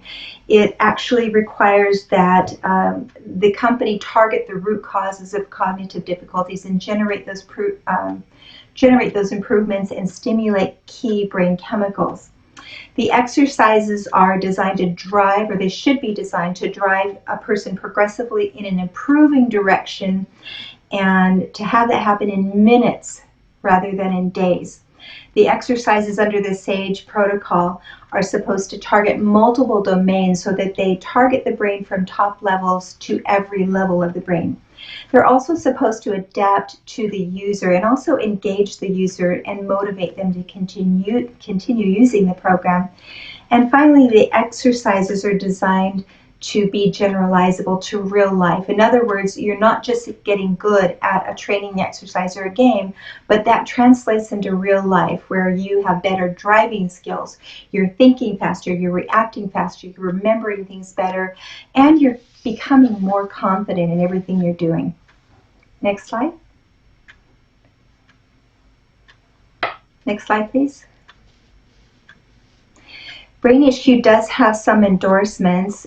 This is just some of them. AARP, all of us are familiar with, has a service for brain health, and they use Brain HQ in that service. There's Brain Performance Institute at UT Dallas, and their clinicians only recommend Brain HQ. They have found that that is the most efficacious of all the programs. Tom Brady, for any of you sports fans, he uses Brain HQ, has been a long-time Brain HQ user. He's already a sharp guy, but he uses it to make his brain even sharper, faster, and more accurate. He uses it also in his TB12 training method that he makes available to the public.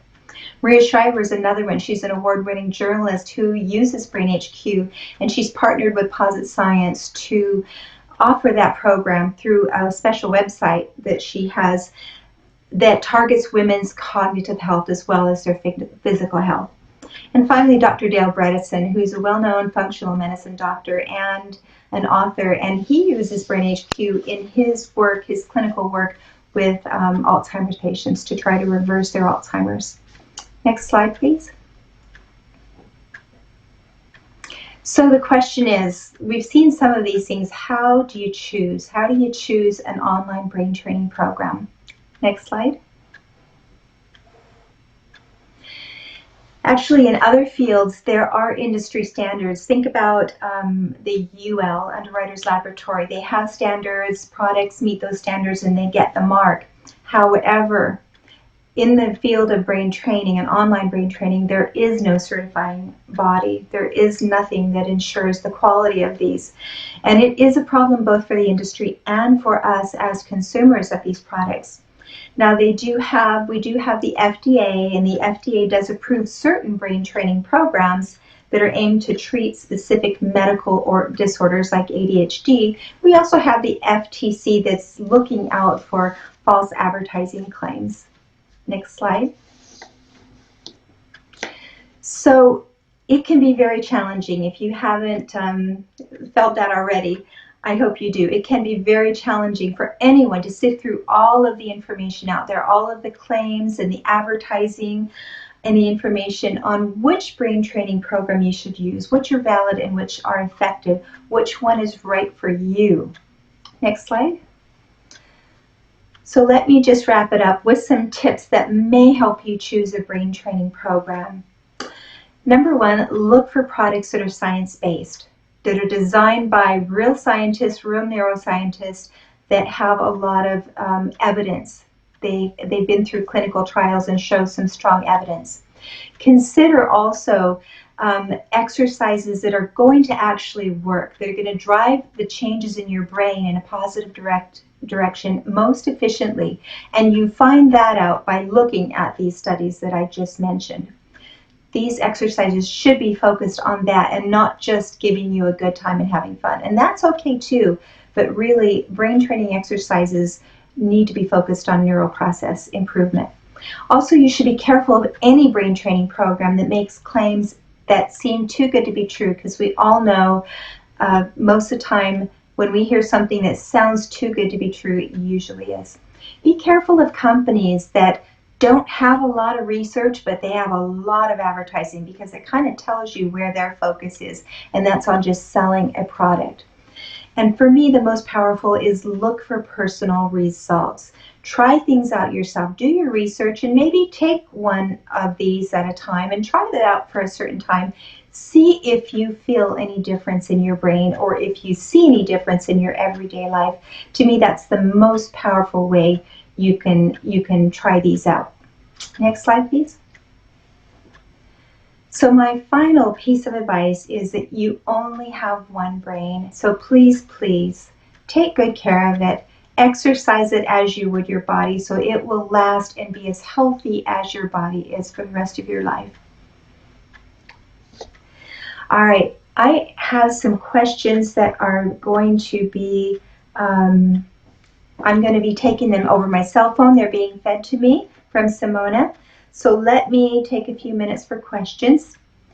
One of them is, can the brain be trained to be smarter with some of these games? Absolutely.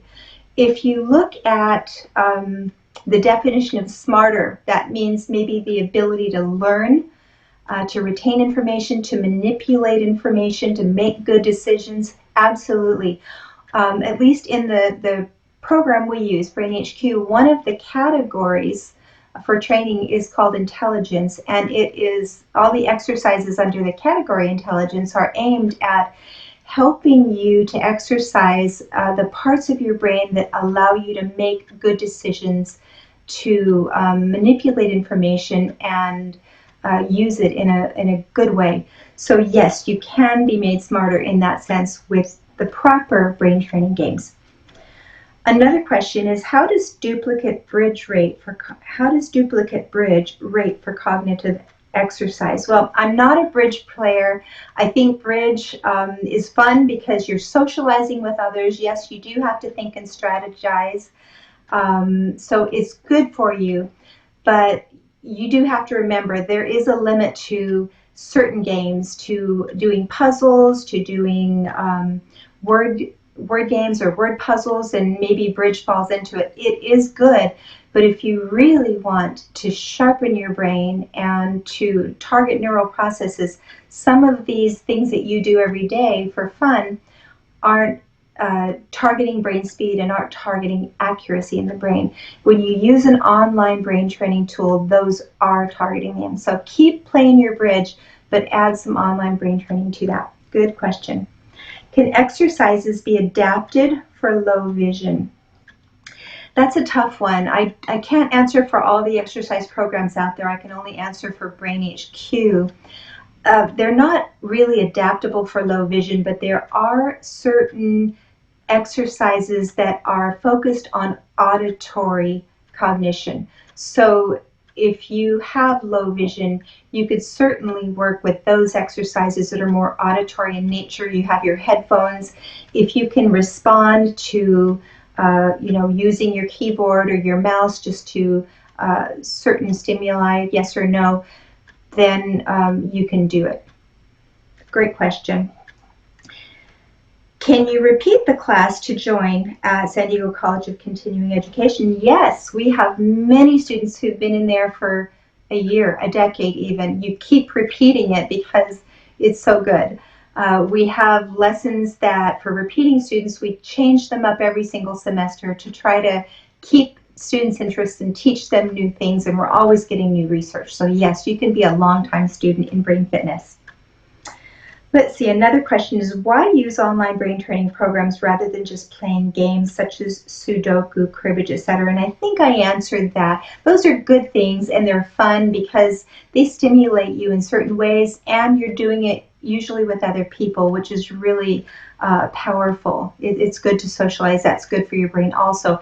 However, there are certain things, especially according to that SAGE scientific protocol, that can't be done just with everyday games like that, which is brain speed and accuracy. So you do need some targeted, focused brain training programs that you can get online to deliver those benefits in just minutes.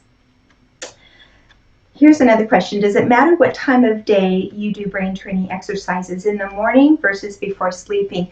Actually, it really does, because we have circadian rhythms. Research has shown that our brain chemicals, our neurotransmitters and neuromodulators, are strongest in the morning hours, and then they tend to wane during the day, and they really decrease in the evening.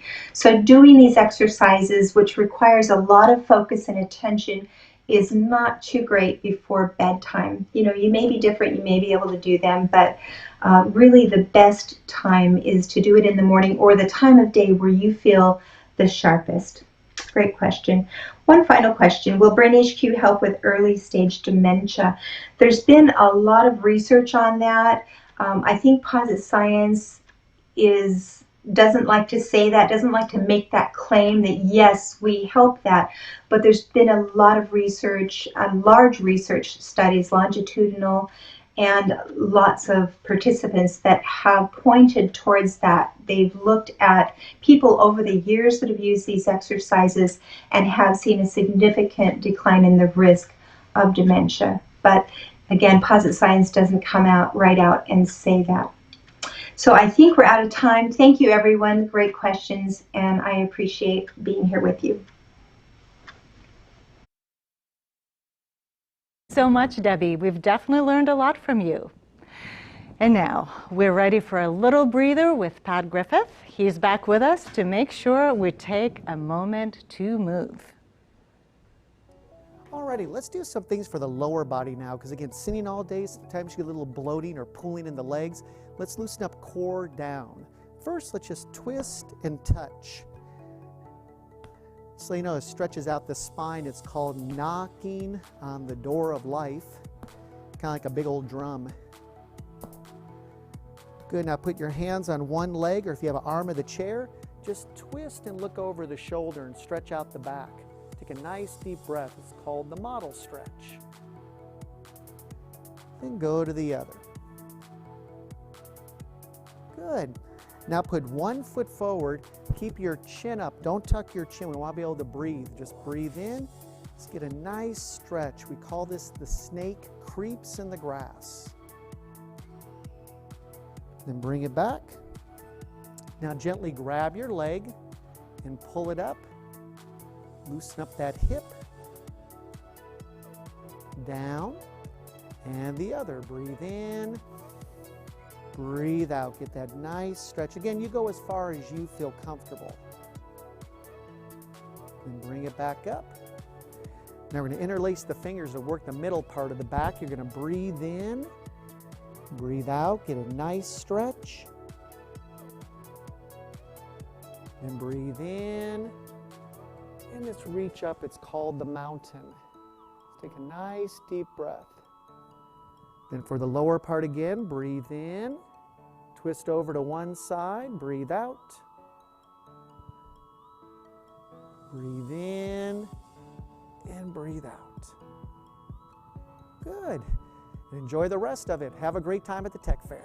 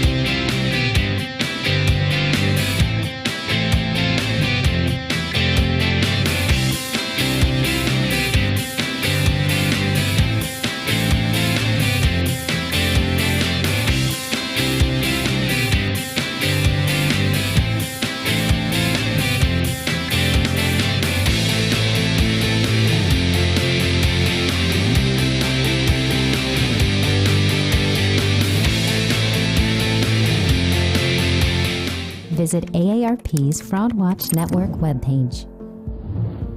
Our team of fraud fighters has real-world tips and tools to help protect you and your loved ones.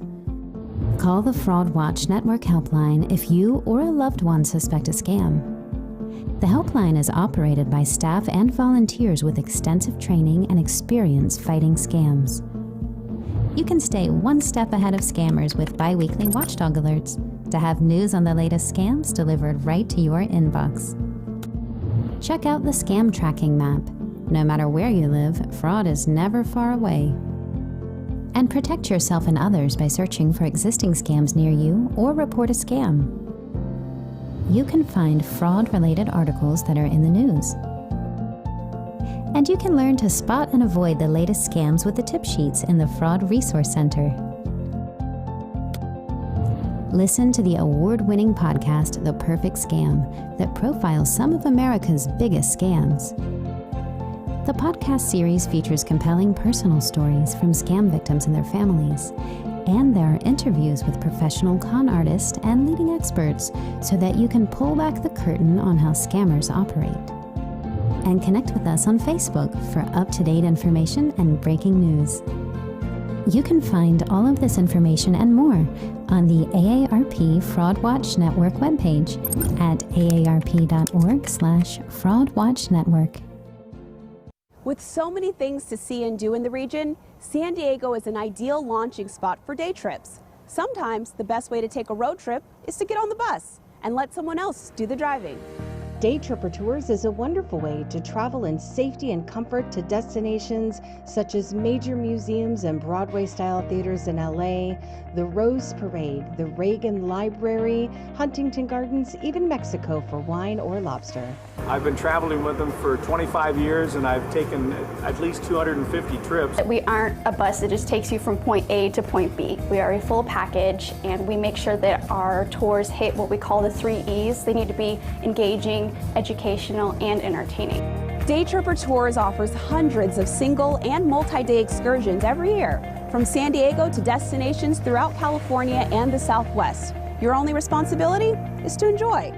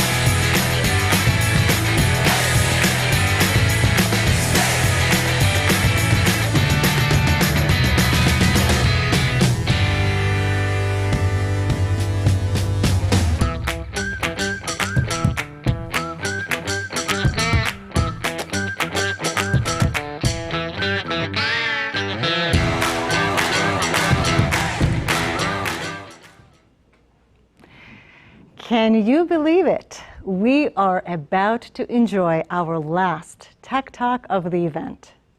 Adriana Vereda is here and she will provide us with some practical technology how-tos. Ari, take it away. Hi everyone, my name is Ari, I'm with AT&T. I'm so excited to be here today to discuss some technology how-tos. My team and I gathered this information based on our experience in retail and so many years that we've been with the company and assisting our amazing customers. So what we're going to be looking at today is the differences between Android and iOS, which is part of Apple.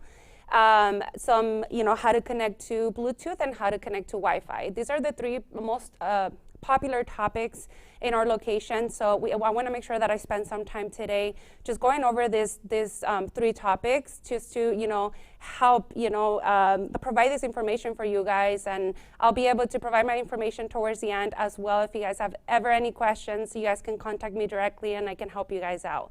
So I know that you guys spent some time earlier today discussing the differences between iOS and Android, so I won't be spending too much time on that topic. But as most of you guys know and understand, that iOS is part of Apple, so it's a platform that Apple uses to have their Apple devices, such as their iPhones, their watches, their iPads, and they're able to utilize this platform to provide an amazing experience to you guys. And then Android is a mobile operating system that is provided by Google. And if you think about Android, you think about devices such as Samsung, LG, Motorola, anything that has nothing to do with Apple, just to keep it simple. It's Android. So those are the two differences. I know that you guys learned a lot about that earlier today, so I won't be spending too much time there. So I'll move on to the next slide. The next slide talks about how to connect to Wi-Fi. So this is I want to say the most popular one, because we do get a lot of customers that come in every single day to upgrade their device, and sometimes they go from a really old device to a brand new device, and it can be intimidating, right? Especially with the newest Apple models and the newest Android models, it can be intimidating, opening up that phone for the first time and looking at how many applications we have to offer, how many different settings we have to offer. So I know it can be pretty confusing, and this is one of the topics that we spend the most talking to our customers, just to make sure that they leave our stores well educated and they can go home and confidently connect to Wi-Fi and Bluetooth, which I'm going to be talking about the next slide. But again, it's just for us to be able to just really walk out of those stores and walk out with our new device and be confident that anywhere you go, you'll be able to connect to these two amazing tools. So with Wi-Fi, you just have to, and Bluetooth, you have to swipe down from the top, and then you'll be able to see a lot of different options, because we've been able to gather all this feedback from many years again and provide this feedback to Apple, provide this feedback to Samsung and all the carriers that we have that we partner with, in order for us to be able to provide a better experience for all our customers. So again, Bluetooth and Wi-Fi being one of the most important ones, we provided us a very simple step on how to connect. And so when you swipe down, again, you're going to see a lot of different options, but the two main ones are going to be Bluetooth and Wi-Fi. You can press on the icon, it'll take you towards the settings. And then from there, you'll see Bluetooth and you'll see Wi-Fi. When you see the Wi-Fi option, you just gotta click on it. You can connect to whatever open network that's available around you. You can select that network. If it's a free Wi-Fi network that's provided for customers, then you'll be able to connect very easily. But obviously, if you're at home and you have your private network, you'll be able to enter a password through there. And that's something that's only to you, and if you ever want to share it with anybody, you can go ahead and share your password, but it's usually your friends and family. So a quick tip on Bluetooth and Wi-Fi: whenever you connect to a Wi-Fi network or whenever you connect to a Bluetooth network for the first time, you're gonna have to go through those steps. But whenever you go back to an area where you previously connected to and you went through all those steps, your device will automatically connect to it. So that's an amazing feature that we have in our devices. And it makes it easier for everybody to just be able to connect and not have to worry about going through every single step all over again. So I'll be able to answer some questions around Bluetooth and Wi-Fi shortly, but I'll go on to the next slide. And I'm going to talk a little bit about our AT&T Signature Program. So our AT&T Signature Program is an amazing, amazing program that we have to offer. And just to give you guys an idea, Signature for us means discount.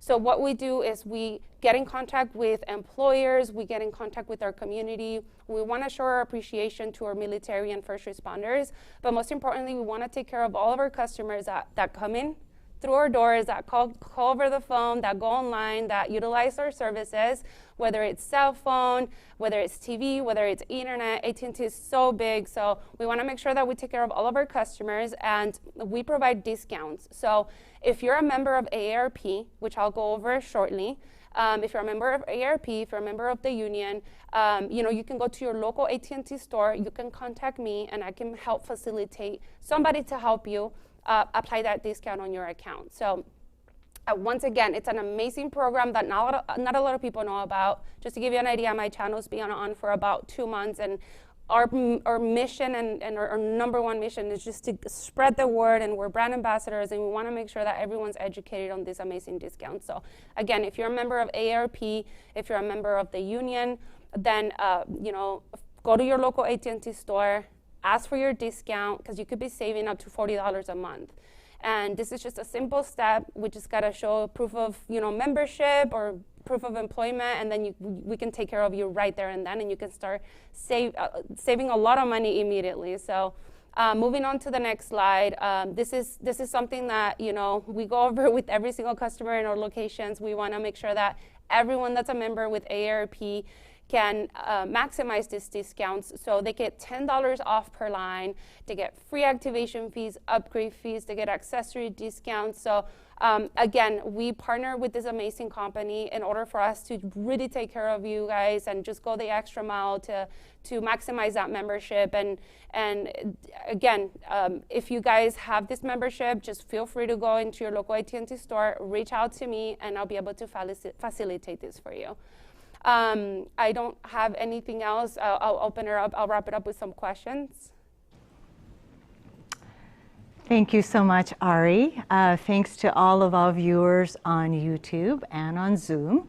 If you have any questions and comments, we will start opening the Q&A period, so please keep posting those. I'll start with the first question. What is the best way for me to get tech help from AT&T? Absolutely. Thank you for your question. The best way would be to contact your local AT&T store or just go to your local AT&T store, and a representative would be more than happy to help you with that. If you go on the AT&T website, you can actually go to the store locator, enter your zip code, and you'll be able to find your local AT&T store just to make it a little bit easier for you to find it. Ari, I'm sure that many of the customers that walk through your doors in different stores are probably older adults. And maybe there are some trends that you see and the most common questions that they have. The first one that comes to my mind is, Christmas is coming up, holidays are coming up, and maybe seniors are getting some brand new devices in the box and they're scared of unwrapping the box. Is this something you would help with? Or absolutely. If you've done this many times, maybe you could talk a little bit about, how to unbox your device and what to do from there. Absolutely. I mean, throughout the past year, we've seen a lot more customers order the devices online and walk into our stores to help them set it up. So yes, absolutely. We have that option. If you guys order your phones online or over the phone and you get them shipped to the comfort of your home, feel free to come into the store and we can help you set it up. So that way you can walk out with the service running, maybe your email set up, anything that you may need help with, the stuff that you utilize on a day-to-day basis, and we can definitely help you with that. So absolutely. A quick tip is just when you get the device at home, open it up. If you have an old device, then most likely you'll have to call a number that comes with the box to activate your service and to transfer your service from the old device to the new one. But when it comes down to all the information that you may have on your previous device, you will have to do a transfer, and a representative at AT&T will be more than happy to help you with that. Okay, we're going to go to the next question. So you've talked a little bit about special savings if we belong to AARP, for example.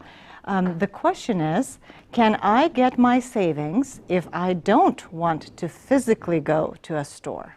Could I call? Could I get help otherwise? How would that look like? Yes, absolutely. You can call customer service 611 from your device, and then they'll be able to definitely help you with that. When we do direct you into the store, is just to make sure that you get a face-to-face assistance from our representatives. They're super friendly. They're more than eager to help you out. So if you cannot make it to the store, feel free to call 611 from your device. They'll send you a link to your email, and through that link, you'll be able to upload your documentation, your verification of membership, and then you'll be able to take advantage of these amazing discounts. All right, next question is coming to us from Bruce. Bruce is saying, when I use my landline, I can get tired of holding it between my tilted head and my shoulder. That's what I'm thinking. There's the phone. What is involved with using the device I've seen on other people's ears? And is there an extra charge from AT&T? So if you're Talking about your landline, we do have some, you can probably find this online. It's like a microphone that you can connect to your landline and use it that way. That way you're not getting tired from holding it with your arm, you know. So you'll be able to find that online, and I can definitely assist you with that. If you give me a call, I can provide my information and I can help you find one. Absolutely. The next question has to do with a landline. So the question is, can I get a discount on my AT&T landline if I have an AARP membership?